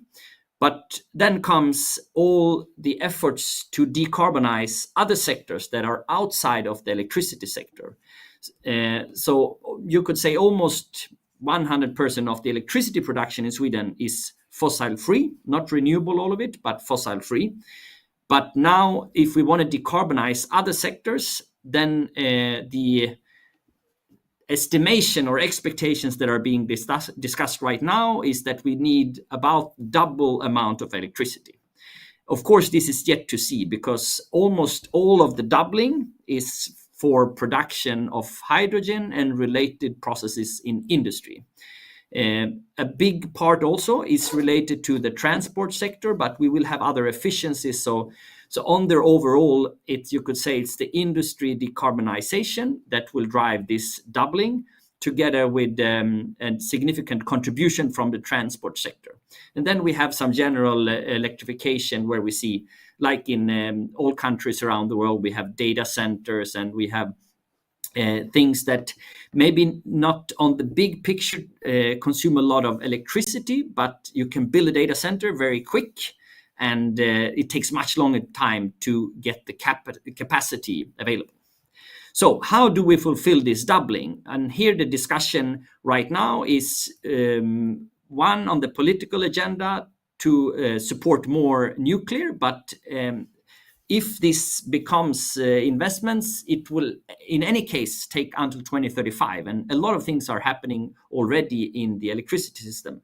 We know that the wind power is doubling from 2021 to 2025 for things that are already invested, but that are being built right now. When it comes to solar PV, as you saw, there was a little fraction of the production, but this is increasing with 50-60% per year. And with the time of, with the kind of weather we have in Sweden, similar to Estonia, parts of Sweden at least, when we talk about the solar intensity, that means that if you have 1% more or less of all the electricity from solar on an average basis, on a yearly basis, this means that on a sunny day in the spring, that will bring 10 to 15% of the electricity we need. And it might just take 5 to 10 years before we actually start to have days also in Sweden, where if we have a PV production of around 10% of the total supply, then we will have all this electricity supplied during some days with the PV. And with wind power, we're also getting to that point. So that comes placed then into to these aspects. How do we handle these fluctuations? And we used to say now that the discussion in Sweden very much is about the fear of losing electricity on the coldest day of the year. It might be a day in January, usually, when everyone needs electricity for their heat pumps or for direct electrification and industry is going. But probably a bigger challenge in quantity will be in a few years when we have a sunny and windy day in May, because then we will have more than maybe 1.5 times the electricity we need only from wind power and solar power. So of course, this creates a big business for arbitrage. I'm going to go on to the next slide. So what do we see at the moment? So as you could see in the picture, we have a big amount of hydropower. Different to in many other countries, we don't have any significant amount of pumped hydro. But we have pretty big storage in the existing system. But that means that we cannot, we can use it as a flexibility resource with a lot of storage. But if we have an oversupply, then of course there will not be sufficient. We cannot store oversupply of electricity. Then we have, as I think was mentioned very good also in the previous presentation, we have a few cases of battery deployment. One is for the home batteries, where there is an incentive scheme. I will say a little bit more about that soon. That is targeted on batteries if you use it for self-consumption. There's actually also a tax discussion right now because in Sweden it is possible to use these home batteries for the ancillary services market with the help of an aggregator or something. And this is where people right now have a very good business case. And this is a discussion on the part of the tax. Then we have seen the last year a large amount of new investment on grid scale battery systems coming up. So this is really something that is moving fast. And this is mainly to handle congestion and to deal with the ancillary service. So the ancillary service market has grown rapidly in Sweden. And then not to forget about the electrification of transport, both with or without vehicle to grid or vehicle to home. This is, of course, a significant investment. And an interesting number, just to take an example, and this is very approximate, but in Sweden right now, the private investment in batteries in the form of a vehicle that has a battery, it's about 3 times the investment in the national grid. So not counting the distribution grid, but the national transmission grid. So if you follow the money, you see the biggest investments in the electricity sector, some of it that comes from actually batteries that goes into vehicles, and this is increasing. Then due to the increasing need for arbitrage, because we have this fluctuation on prices like you see in many other countries right now also, there are new plans for pumped hydro, which we don't have significant yet. And then in relation to the decarbonization of industry and the big need for hydrogen, then there are various discussions and also pilot cases where they look on different ways of storing the hydrogen before you use it in the industrial process, not necessarily producing hydrogen and then producing electricity back, but using the hydro storage to be able to produce, of course, the hydrogen when the electricity price is cheaper and utilize it when you need it later on.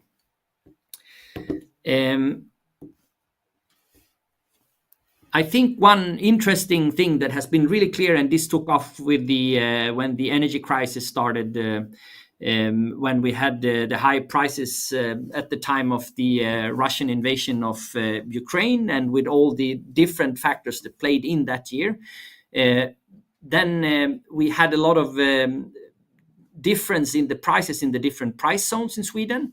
And what happened was that this became a big discussion and very much was related to the capacity constraints.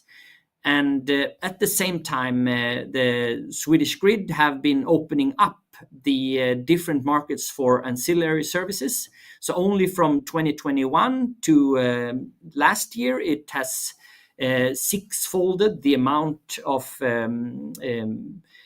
services that has been bought on that market. Next year, it's supposed to increase with another 30%, so up to maybe 800 million euros.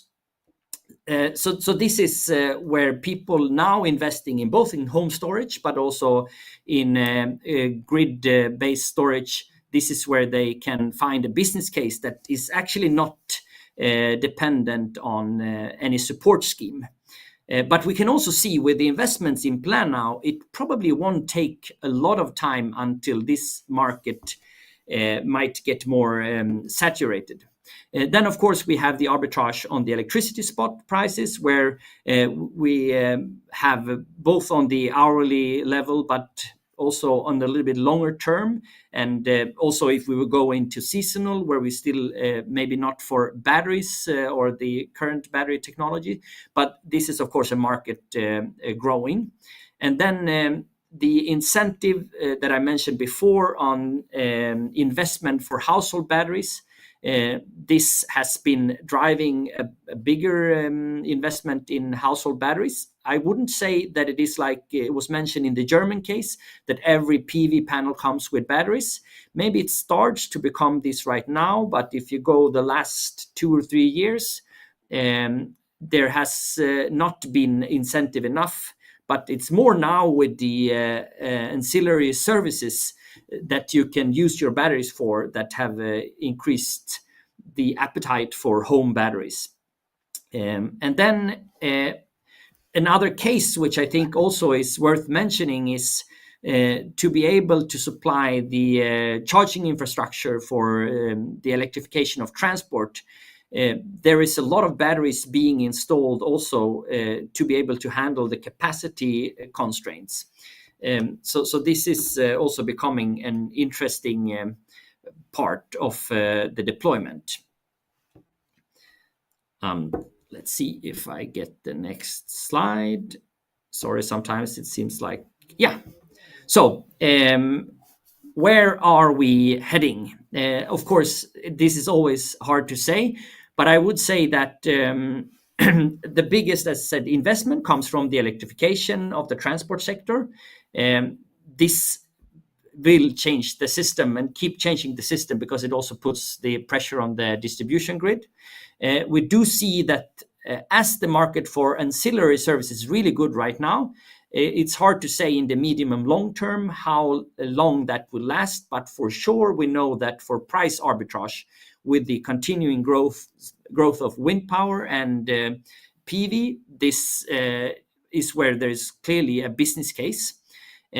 But then there is this last aspect that I added, which is also about the security of supply, which hasn't been mentioned, I think, so much in the presentations. But there is a new energy proposition coming out in Sweden, which will put a large emphasis on the security of supply, and for instance being able to have island mode in the grids, and this might become also another use case of batteries. I see my time is running out, so I will try to summarize a little bit of this in one slide with some key takeaways that we've seen in many of the projects. And of course this should be seen I think from the Swedish context, but I think some of them are easy to generalize, and I've heard similar from the others. And one is we see an importance to have a technology neutral marketplace that focus on functionality, not technology, because many times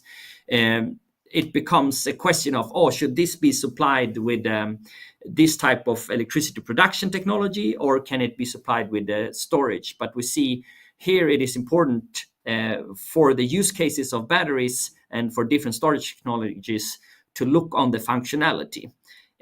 We also see that the mechanism that have provided a good case for ancillary services has been very important for the current boom also on grid scale batteries in Sweden. Then I think the third bullet, which maybe I should have put on top because that's probably one of the most important, that we see that it's very important that you support a multi-use case of batteries, because this can change over time. So for instance, the home battery, you can use it for self-consumption, but if you have it in Sweden, for instance, in the winter when you don't have any sun almost, then of course to use the investment both for the system and for the household, you could use it for grid services or other aspects. And then, which I think also has been mentioned, the double taxation of energy or the treatment of storage as energy consumption. This is something we also have seen in many cases as problematic, because it becomes like, if you compare to the financial system, this becomes like having a tax on transactions, where we actually want to enhance transactions when they provide a more efficient system. Then last but not least, we see also that although there are more central storage being built, it is important that we enhance the distributed storage system, because there we have more multi-use cases, both the capacity constraints, the home self-consumption, etc. So I'm sorry I took some minutes over, but I think I will stop there, and I hope you had a little bit of a view of how the situation looks in Sweden. Of course, there are many more details, but I am happy to take any questions if there are some, and if there is some time left. Thank you so much, Fredrik. We do have time for one question. Question from the audience for Fredrik. Oh, I have one. So you mentioned that the ancillary market has basically six-folded from 21 to 23. Is that something that you see is specific in Sweden? Because obviously it's growing globally, but six-fold over 2 years. Do you see it as like something that's specific to Sweden, or is it following the global trend? It's hard to say in all over the world, but I think it is. I mean, of course, it depends on a lot of context, but if we take a completely different part of the world, Texas in the US, they had a very similar development, both on the electricity production mix and on grid scale batteries, maybe 1 to 2 years earlier than in Sweden. I was there last year in the beginning of the year, and I was surprised how much grid scale batteries that was invested. And I was thinking, with the production mix, maybe this will happen in Sweden too. And actually the coming year, exactly the same curve follows. I cannot say if that's for the rest of the world, but I think as it takes more time to build a lot of the big infrastructure for the electricity grid. Batteries can faster come online, and they become a part of the infrastructure and might replace also conventional investments. Thank you so much, Fredrik. Okay, yes, of course, another round of applause. To finish off the seminar today, we have one final presentation. It's also via screen, so last but not least, we're flying over to the European Commission. And we have Mr. Balazs Jozsa representing DG Energy. DG Energy develops and carries out the Commission's policies on energy. And Balazs Jozsa will be making a presentation on the latest policy developments on energy storage. Take it away. Hi, good morning, good afternoon, everyone. So I think in Estonia it's already afternoon. My name is Balazs Jozsa. I'm representing European Commission, Directorate General for Energy, and I'm going to, as it was mentioned, making a presentation on the latest European policy developments on energy storage. So specifically, when we are talking about energy storage, of course, it's about mainly electricity and heat, so not other technologies. But on the first slide, if it's moving, okay, it's moving. So I'm going to mainly speak about three different work streams, what was overtaken by over the last year in the European Commission, European policy making. So first, there is the so-called electricity market design proposal, which was outlined by the Commission last spring in March 2023, and kind of a preliminary agreement was reached by the European Parliament and the European Council on the final text, and it should be finalized by this legislative procedure, so by this spring, so before the European elections. And this is focusing on a number of things, but I would like in this presentation mainly mention some aspects of flexibility, because this is kind of the proposal requires the assessment of national flexibility needs. And of course, when we are talking about flexibility, we are mainly talking about the so-called non-fossil flexibility, because nowadays flexibility is mainly driven by fossil technologies, such as, for example, natural gas or CCGTs, but of course, other important issues are there, for example, the interconnectors, which of course will stay in the future, but in a less carbon-intensive world, of course, we want to foster about non-fossil flexibility, and which is, of course, mainly meaning demand response technologies and storages. And of course, we need to introduce new support schemes dedicated to non-fossil flexibility, and of course, for the operators, as a kind of alternative or complement to the grid developments, we need to look at this use of flexibility services. And of course, for reaching this, we need some correct and appropriate remuneration schemes through network tariffs. And of course, the flexibility services should be also remunerated by the operational expenditure as well. The second work stream, I'm going to talk about the energy storage recommendation. I will go a little bit deeper in the details, but we need to address three different things, because there was a storage recommendation published at the same time as the EMD proposal in March 2023. It's looking mainly about the regulatory barriers, kind of storage as grid planning feature, and of course the correct and appropriate remuneration of storage services and with existing support schemes.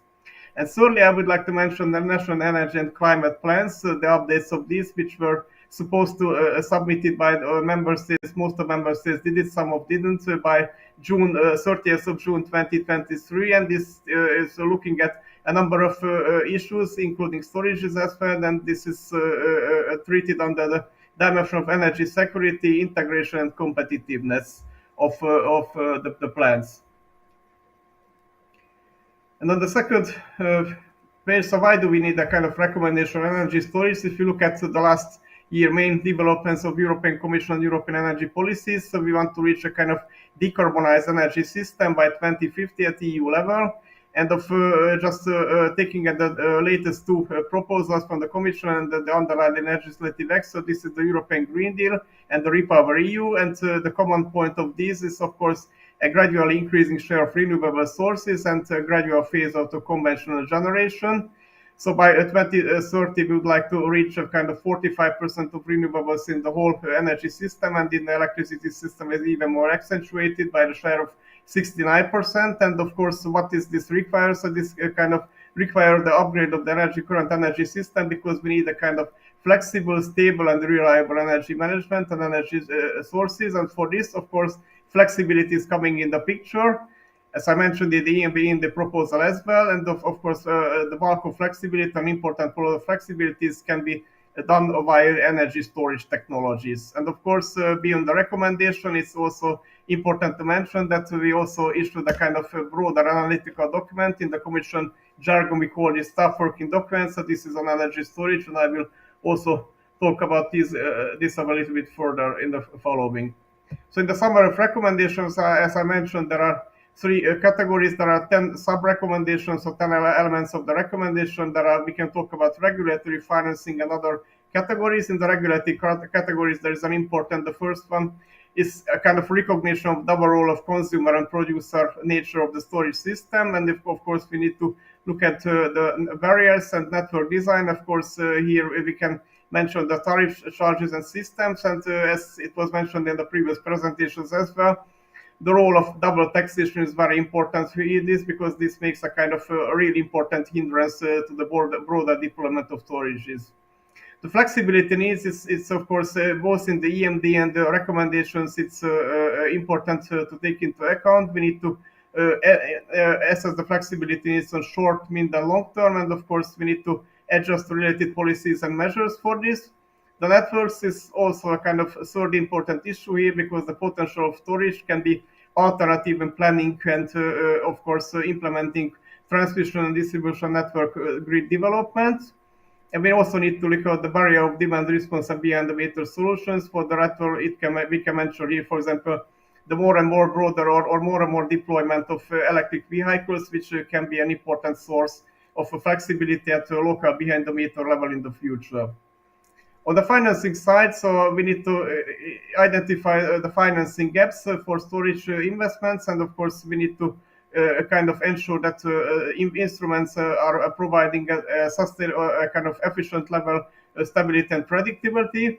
The monetization of services is also very important to looking at the different storage services. So we can talk about here the traditional arbitrage, which is coming from the difference of market prices in different periods, but of course look at the ancillary services, congestion management, black start operation, other services. We need to kind of have some designs for the storages that can take into account all of these revenues and the so-called revenue stacking. We need to somehow ensure that these revenues can be added up and put together in order to ensure a kind of better bankability and better kind of internal rate of return for storage investment. And of course, we can mention several additional instruments, for example, competitive bidding processes and the design of capacity mechanism in such a way that they can recognize storages. For example, now capacity mechanisms are mainly relying on fossil fuel technologies, but in the future we need to go a kind of direction which kind of incentivize storage operations.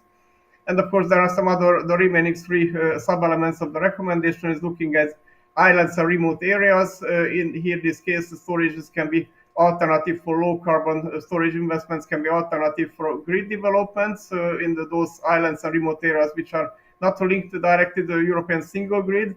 Publication of important market data, this should be done at kind of real time, for example, on renewable curtailment statistics, existing storage facilities, and other investments, other data helping storage investments. And of course, the research and development should be ensured that they are looking at innovative storage technologies, specifically the long duration energy storage technologies. And of course, we need to ensure that these are working as so-called de-risking instruments as well.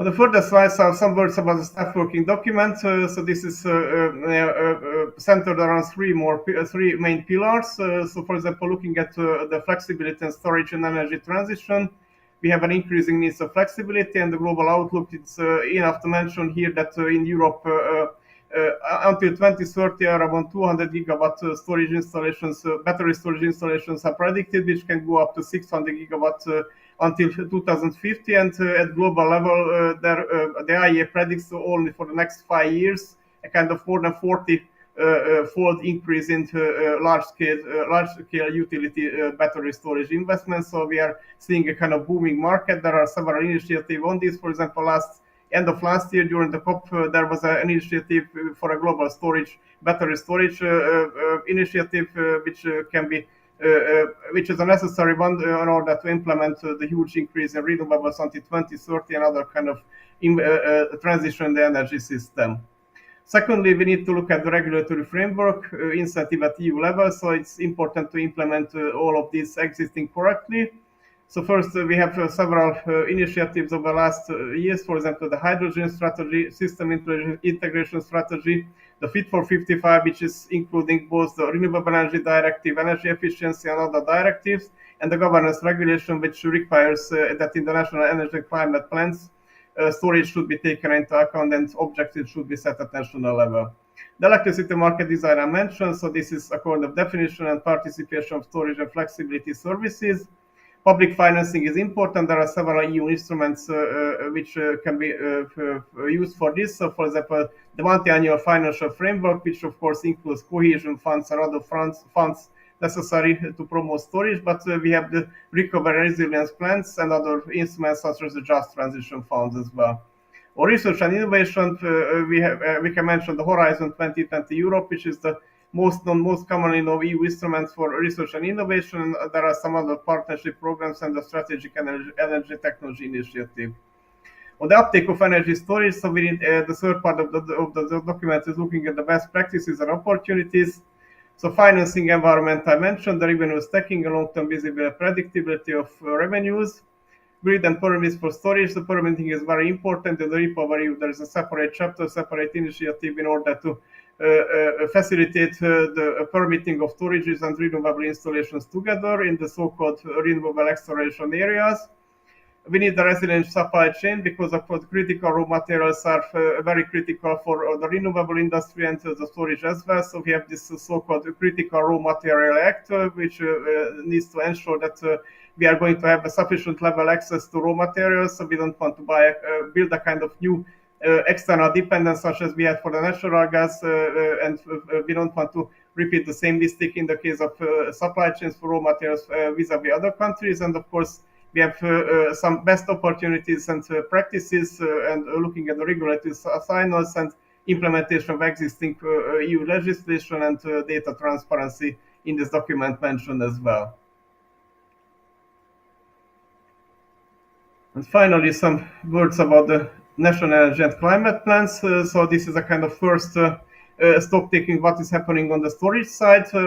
We need to look at what are the mainly missing elements and what should be improved in the first, because we had until 30th of June, as I mentioned, we need member states had to submit the preliminary plans, and there will be a final version by the 30th of June this year. And what are the main features which is missing? So we have sometimes missing clear objectives and dedicated targets, or no strategy or flexibility for storages, or indication of specific measures to accelerate the deployment or system integration strategies are missing. So few countries delivered some good examples with existing targets, or for example, indicative targets with a strategy, a storage roadmap.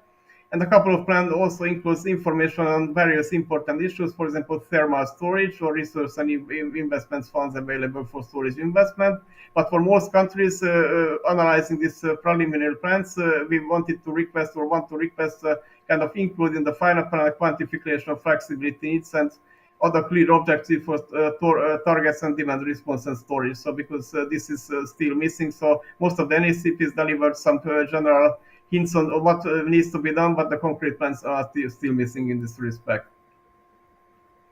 What are the main barriers? Because this is also an important issue analyzing the implementation of the recommendation. NECPs can be tackled as first approximative method for this. So, for example, a number of plans mentioned that there is a lack of common definition of energy storage in the regulatory framework, problems with the information on ancillary services to develop appropriate business plan for storages, or other things, lack of guidelines on permitting, and economic incentives sometimes also missing, but absence of specific regulatory framework dedicated to storage can be also mentioned as an important hindrance to the broader deployment. The double charging is we can come back to this question. This is also an important issue. The member states also see this kind of important issue in the way of promoting broader deployment of storages in the ancillary services markets, and there are some also problems with a kind of capacity injections fees, which can be deemed high and which is also access similar like the double taxation.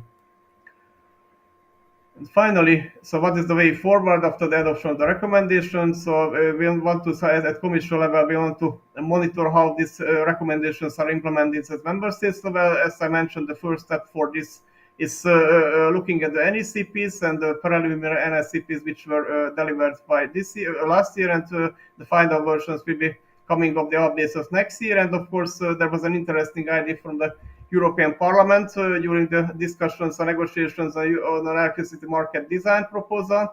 So they want to have a kind of European storage strategy by 2025, which looking at EU level flexibility and storage targets. So what will happen with this, we don't know, because we are going to have the elections in June 2024. So next European Parliament and next European Commission will deliver its policy objectives. But of course, I'm absolutely sure that the storage is a kind of increasing interest over the last few years in European energy policy making. Will have an important role in the next Commission policy. So I would say that we can reckon with that this European storage strategy will be delivered in a few years' time, and this will kind of put more clarity at the European level, so not only member states level, the current legislation does, but the European level on measuring and implementing flexibility and storage targets. So I think this was my presentation. So if you have some questions, I'm happy to answer to them. Thank you. Thank you so much. Thank you so much, Mr. Balazs, Jozsa. Do we have any questions? Yes, there's one. Hi, thank you for the presentation. I was just wondering, will the European Commission be providing any kind of guidance or support to member states on how they should be assessing and quantifying their need for flexibility? Well, I think the European electricity market design proposal, there is a kind of methods described there how to measure and how to quantify flexibility needs. I'm not really familiar with the very details, but I think the EMD proposal, so there is the legislation which will be finalized hopefully by the first half of this year. There will be some hints on this, so there will be some methods and different models how to implement and measure flexibility. I think this will be a kind of question in the future, but I think this EMD proposal should give an answer to this. Thank you. Is there we have time for one more quick question?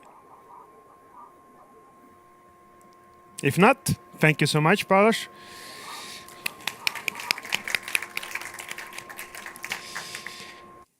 And that's it.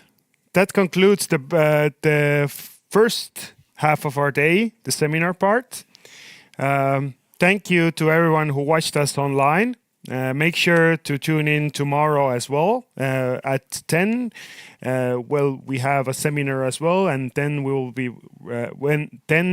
be focusing on financial measures. But for people here in the room, we will have now a lunch break, and those people who signed up for expert working groups can gather back here in an hour, so 1:30. But just quick show of hands, who is joining us for the expert working groups? Almost everybody, which is cool. Did everybody also sign up for the expert working groups? Is there someone who didn't sign up for working groups but wants to join? That's fine as well.